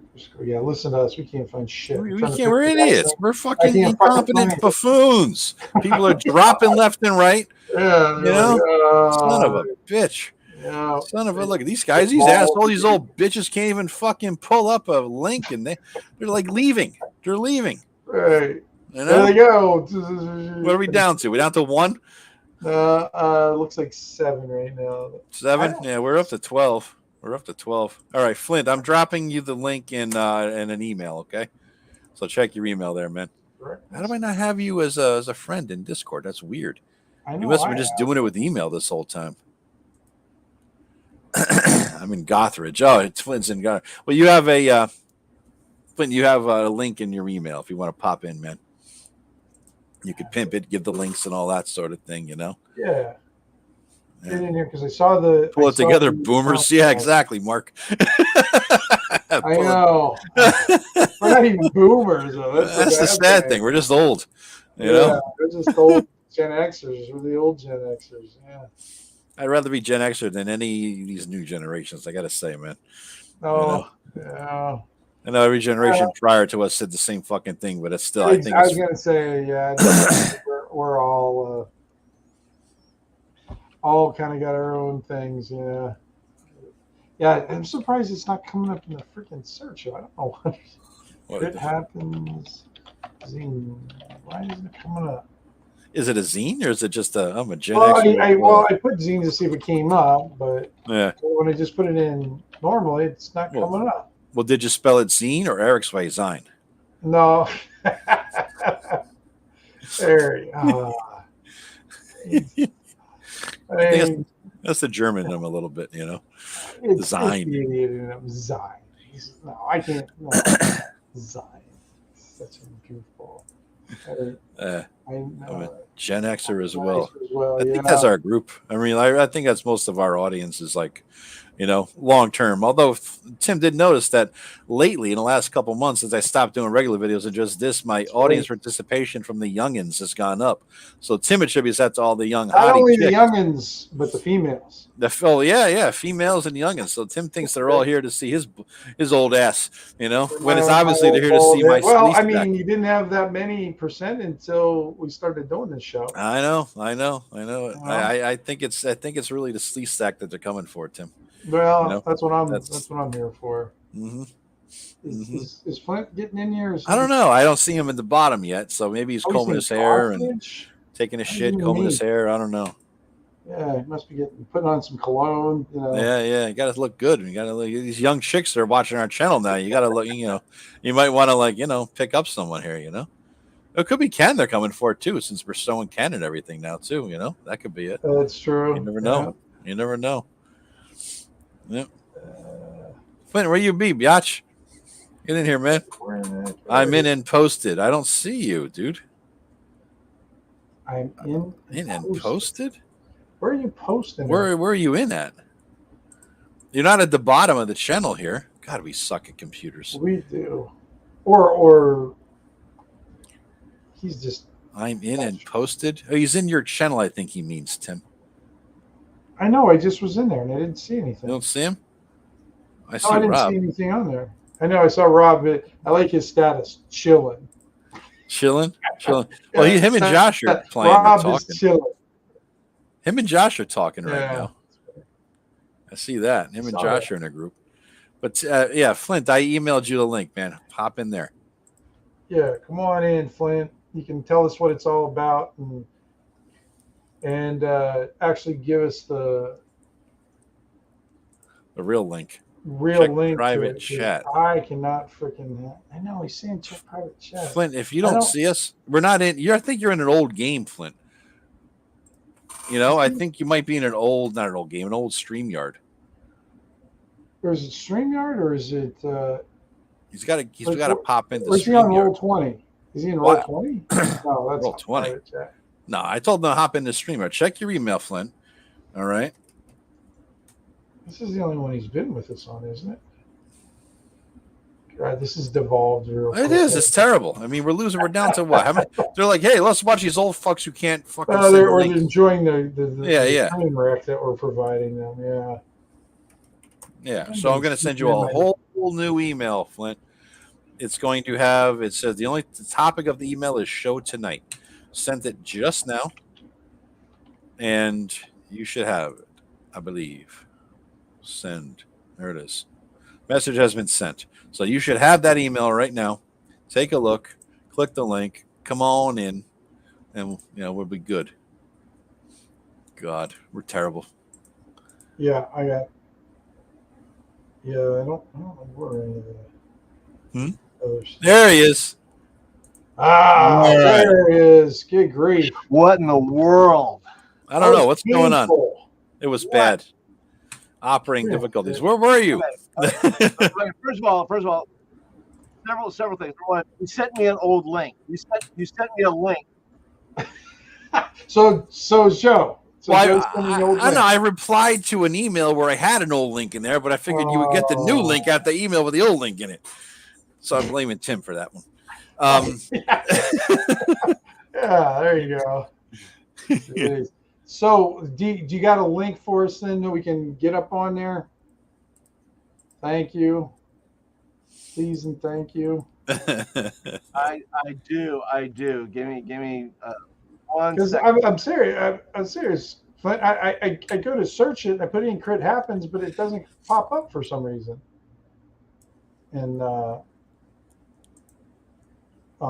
which is weird. Yeah, This is why Kramer This is us right here. Your party. Yeah, this is us right here, Tim. Me and you in the bottom there, that's trying right. to do computers. And I remember, I think it was the first time I think I actually made you like fall down on the ground laughing when I called Jackson the third Muppet in the balcony or something like that. And yeah, that's why I had to grab that picture. Right. Yeah, that's because of that. Yeah. Let him have it, he said. That's it. Yeah. or show us how to do this. Yeah. Absolutely. Kramer was a deserter. Can you fax the zines? Pretty. I know how to do that. Yeah, we all could do that one, right? Right. Yeah. I can't tell you that the quality would be all that great, but. So what's the new one, Flint? What's the new zine? What's it about? The new zine? Yeah, tell us about it. Is there rum in there? Because I'm having that right now. Yeah, do you have different types of rum you can get hammered on? And okay, all right. First of all, there's an echo. There is an echo. Is there? It's weird. No, I don't hear it. It's a delay. Oh, I'm not hearing it on my end. Do you guys hear it when I talk? No. I don't hear it at all. No, I don't hear it now. I think it's just Paul now. Okay. Yeah. Are we good? Yeah. Yeah, sure. Let her rip, man. All right. Can't get worse. We can't get worse, so just talk. Yeah. You know. So anyway, crit happens. All right. Let me hold you. Let me magnify you. Magnify you. Yep. Make him embiggen Paul. Yeah. So anyway, I have not put anything up on Drive-Thru yet. I put it up on my own store that I have. Oh, that's right. You're in, what's it called again, Paul? It's called Gumroad. It's gumroad.com. Gumroad, that's right. I forgot that's where it was at. Right. Now PCR from blinking 12 o'clock.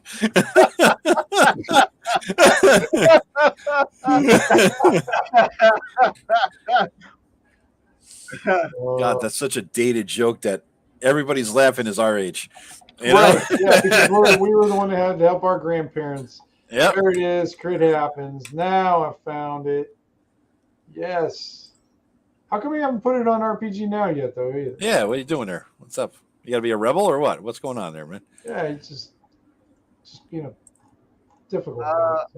Yeah, I haven't done it yet. I'm trying to accumulate. I don't want to put it out just yet. I want to kind of do a slow rollout, and then when I kind of get it together, I'll put it out there. But in this particular issue, I have 19 Pirates in Tavern. I have a build your own pirate club kind of questions of what you want to have. I have deities. I made up some deities of the deep. Some multifaceted treasure maps. Dead pirate booty, which you might find on a dead pirate. So those are some of the few things that you find in there. Yeah, that's pretty cool. What is Enter the War Prey? Is that a ship? I made a monster using the War Prey. Yeah. Okay. I made a monster using the random esoteric creature generator. Oh, that's Raji's thing. Raji's stuff. Yeah. And basically, the War Prey is a stingray that is an aberration. Okay. And it can crawl up the side of your ship using tiny little legs. Oh, cool. And it can shoot a paralyzation ray, and it tries to lay an egg. So the ray shoots rays. I like that. I kind of like the symmetry of that there. War Prey. Ah. And it can since it's yes, and so it's an aberration, and it can one time per turn, it can blink to the other side behind you. Oh, okay. Why don't you add his link in somewhere there, Joe? Can you? Where I don't know, where is it? You should be able to put it in. I tried I'll to put it- post it. It would not. It did not post. It would Not even in the private chat. There, I did it in the public Okay. chat Okay. right there because we want to make sure people because he's got the first one and now he's got his second one out. So yeah, Very guys, cool. check it out. Yeah, definitely. Where'd you get your artwork from there, Flint? Nice. Where'd you get your artwork, Paul? What's that? Where'd you get your artwork at? Canva. All my art is Canva. Really? Oh, okay. All right. And I list all the artists in it. At least in this particular one, I did a thing with paper figures where you can print off a page and get little paper pirates. Oh, fun. And I will do a video about Canva and how you can get some really great paper miniatures from Canva. Oh, okay. Nice. That's Very cool. good. So you're already on the third issue then? Yes, I'm going to do a back to school issue, and I'm going to do Schools of Magic, I believe. Oh, cool. Very Nice. nice. Cool. Nice. No, it looks like you're having fun with these, Paul. That's really cool. You ever going to do AI art, Paul? You ever going to do anything with AI art? No, not as long as I have Canva. I like Canva's art. Okay. Okay. How about you, Tim? I know you hire artists. Do you ever see yourself doing AI art? And it's all a can of worms. No. Another show I would topic. I would do it for YouTube thumbnails, but not for art in the book per se. I would hire people to do it. Yeah. No, I don't ever see myself using AI art. The only one I wouldn't know how to do it anyways. I couldn't even get Paul's link up. So AI art is probably above me anyhow. But I don't know. I guess I wouldn't say I would never use it, but I would never use it in a product. I might use it like as a, it's like one of my guys, like Dennis McCarthy. I love his stuff and everything. And if I couldn't describe maybe what I was doing, I would say, hey guys, can you put in these prompts to make this picture with this, I don't know, this creature that looks like this, wrapped around a ship, like Paul was talking about. Yeah.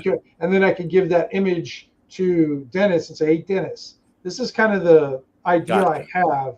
Could you draw your version of this? I don't want him to copy it. I want to make it his own, but that way.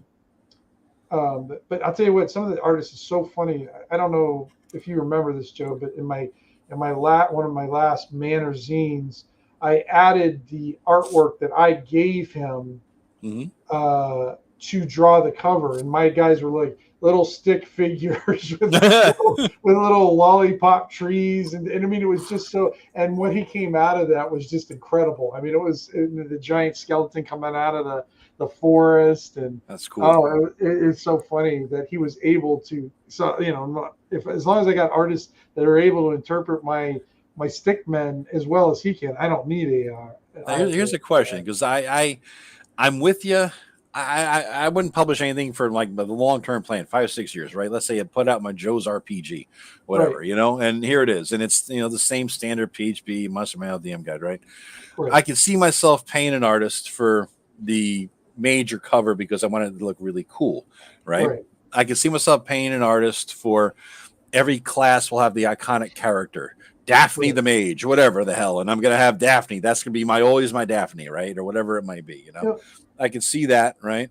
I could see myself using, like, I know Tim, you and Rob and everyone have bought over the years tons of stock art, right? That you've licensed, so you could buy it and you bought it once and you could use it for anything. So if I were ever to actually go in and like publish something, I would dive into your hard drive, find the artists that I like, and then buy the same things so that I can use it in mine.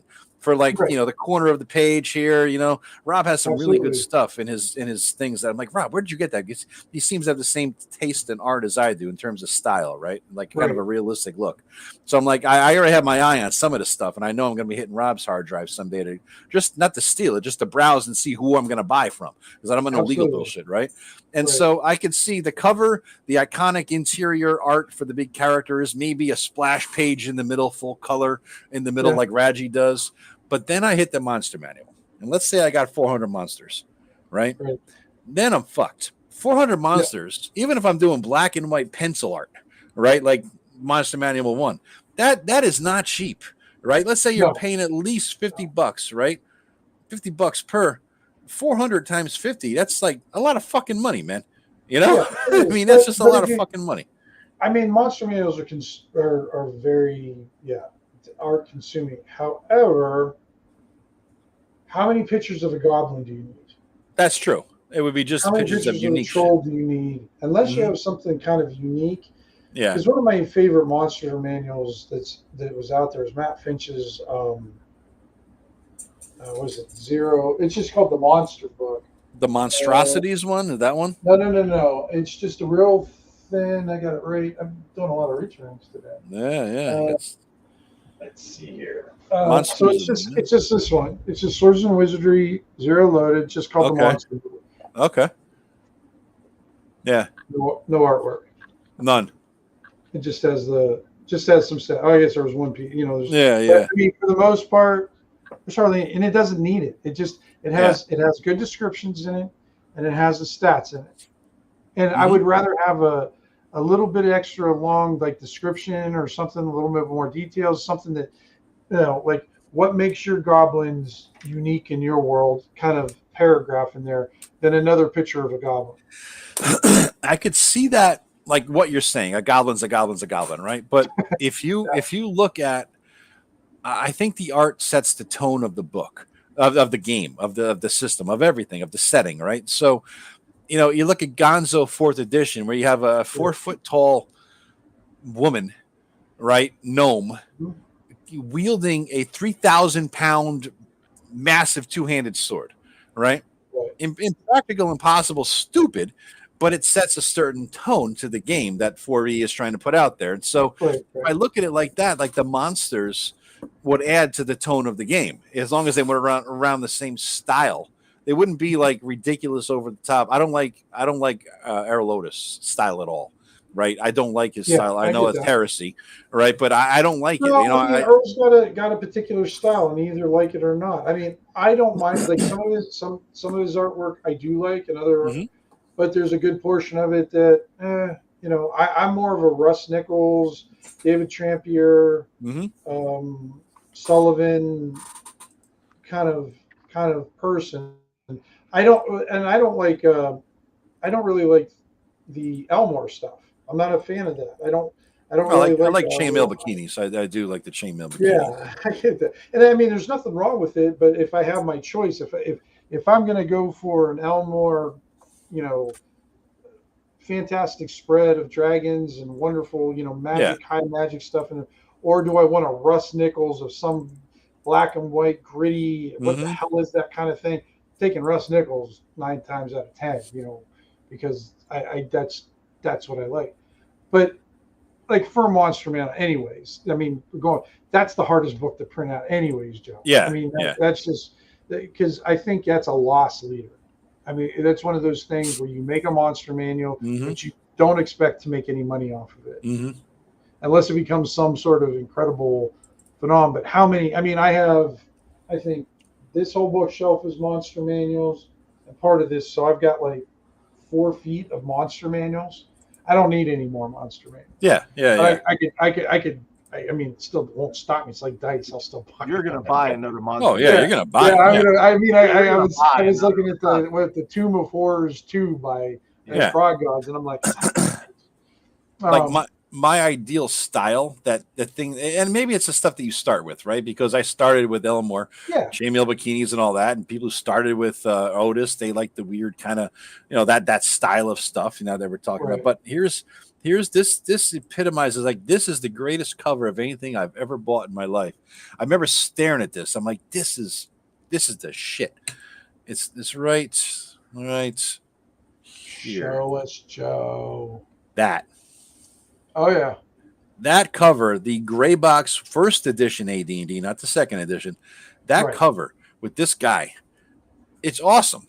There's so much going on here. I mean, what is he? He looks like a barbarian, perhaps? Is he a Nethgar? What's going on? He's just sitting there. Looks like he has to go to the bathroom. I don't know.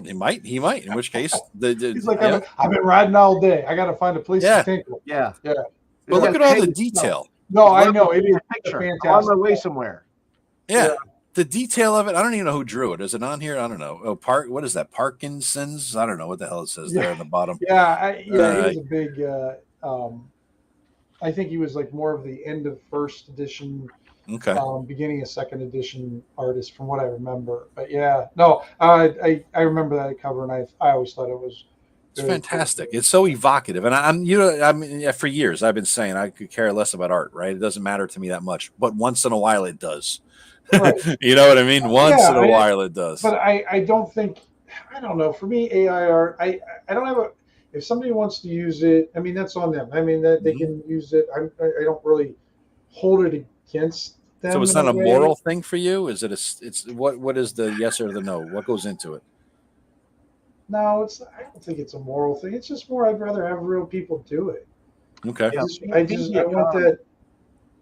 Yeah, and it helps.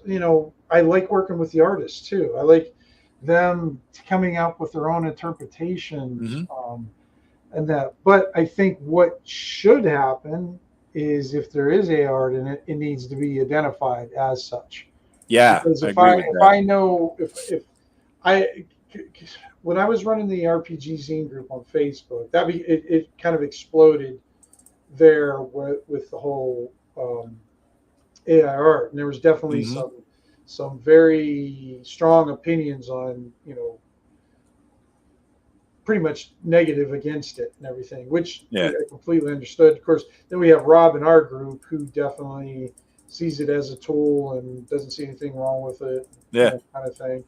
And I'm kind of, I see it as a tool. I can use it as a tool, but if I see a zine that has AI art in it, or if I see a zine that has no AI art in it, I'm always going to buy the one that has no AI art first. Okay, all right. But if somebody comes out with a magnificent supplement that's incredible and it has AI art in it, I'll probably buy it. Mm-hmm. I probably will. I mean, it's just it's just one of those things. I mean, it's not going to go away. AI art? No. Yeah. No, it's not going anywhere. Yeah. I mean, I know it's shitty right now. I think somebody's saying that it's starting to learn off itself. So it's just like getting shittier. Off of flawed art, right? Yeah. Mm-hmm. Yeah. I mean, it's kind of like us, with can I show you guys some of the art that's on Canva? Sure. I put in here. Yeah, because I didn't know what kind of art was on Canva. I didn't either. Nice stuff. Let's see here. Let me show you the yellow. So what is that like? Is it just like stock art that comes with the program or something? Yeah, it's stock art that's in there, and then you can like for these, I love these because they're black and white, which I'm I like a fan of. And then of course with these, you can if you print these out, put it on cardstock, and then you can put little things on them, and you can put them moving across the your table and so forth. But and I put the artist names right here at the bottom. But you can search by artist, and you can usually find that they have a particular style to that, that they do that. And so I have not seen anything identified as AI art on there yet. But these are the pirate things you can find on there. Just just type in some of that stuff. Oh, this is the printed version of it. Okay, fantastic. Yeah, and then if you print this off, if you get the PDF of this, you can just print this off on cardstock and make some terrain. And then these are the little pirate people. Okay. Now, did the pirate people come with the Canva too? Yeah. It's. I mean, I don't know. It could be millions by now pieces of art on Canva. I have to check that out. So I have Affinity, and Canva bought out Affinity, so I don't know if it have that kind of stuff or not. I only use Canva for like the thumbnails for this stuff. I didn't realize they had all the other shit you could do. I've I just never do used thumbnails. Canva, so yeah, I'd have to. Tons. I mean, I make all my thumbnails with Canva, but this artwork that's in there is really, really. Like I said, I use it for my table. I'll print stuff out, and man, it looks great. I mean, you know, it's plus being black and white, easier on the copier. Yeah. And things like that. So, all right. Yeah. Look at this. For example, I found something like I wanted to show you here. So we're back to this, right? And then so this is evocative. It sets a style, a mood, a tone, whatever you want to call it. Okay. And then you got that, right? The 4th edition look and feel. Right.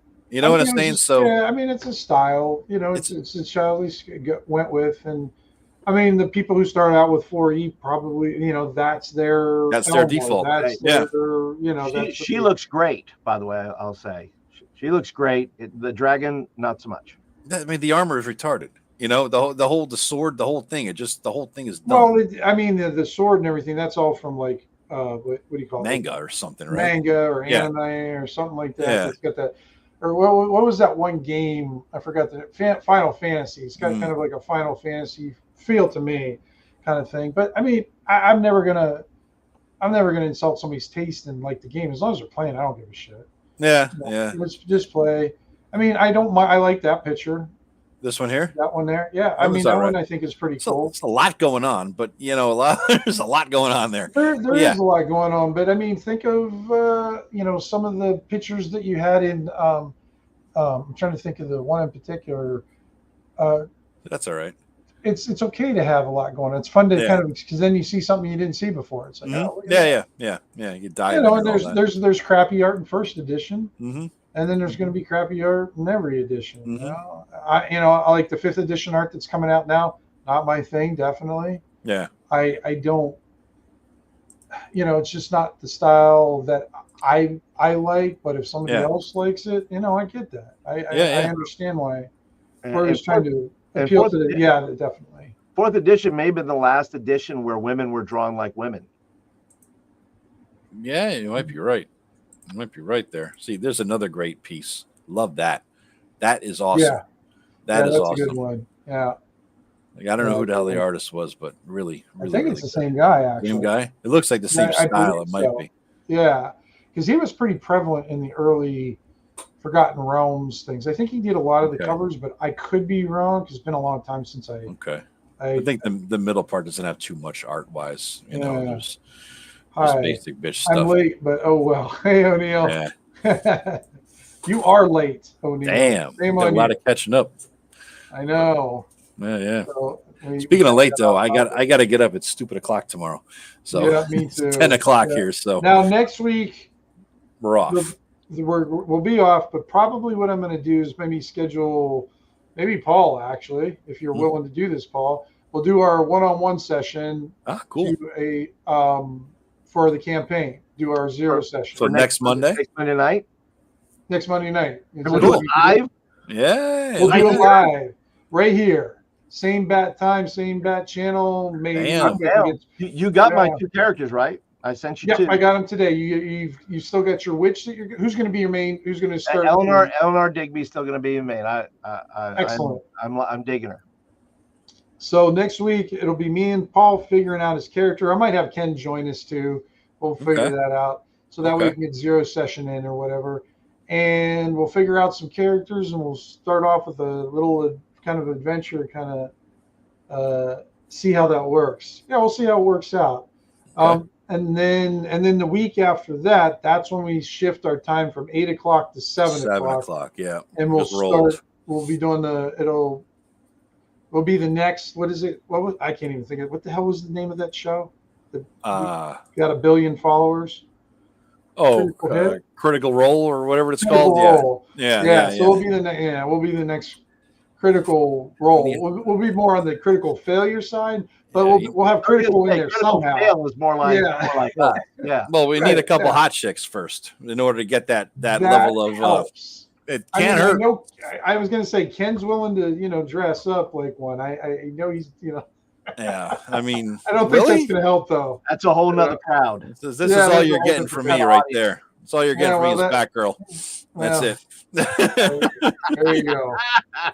I'll take it. Yeah. So That's where I started all loving right. redheads, man. That's Well, where I started thanks right there. everybody for joining us. Appreciate it. Flint, thanks for jumping on at the end. Amen, man. Hey, Make thanks sure for you bringing me go to was it Gumroad and go pick up both. He's got two issues right now. First one is a dragon.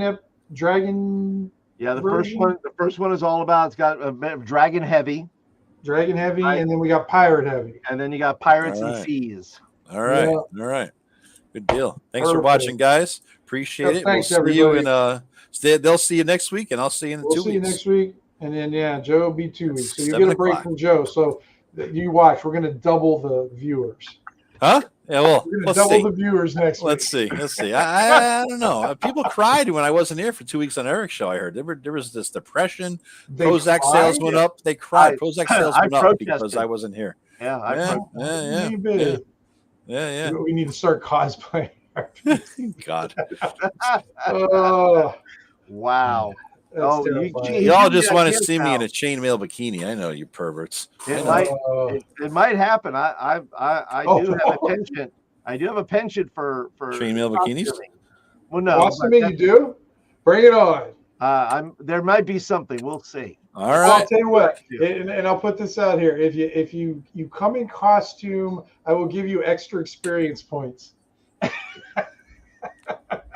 What if Motivation. we write something up? Remember we were talking about that last time? No, Tim? I'm going to do that too. Yeah, well, Okay. like when we go to session zeros, we'll go through that stuff and some of the what do you call it, metagaming Mhm. stuff that will be advantageous to your guys' Mhm. characters, and doing small write-ups or whatever, and Okay. some cool stuff in game. All right. Sounds good. All right, guys. Thanks All very right. much for watching. We'll see you in a couple. Yeah. Good night, everybody. Bye-bye. Night.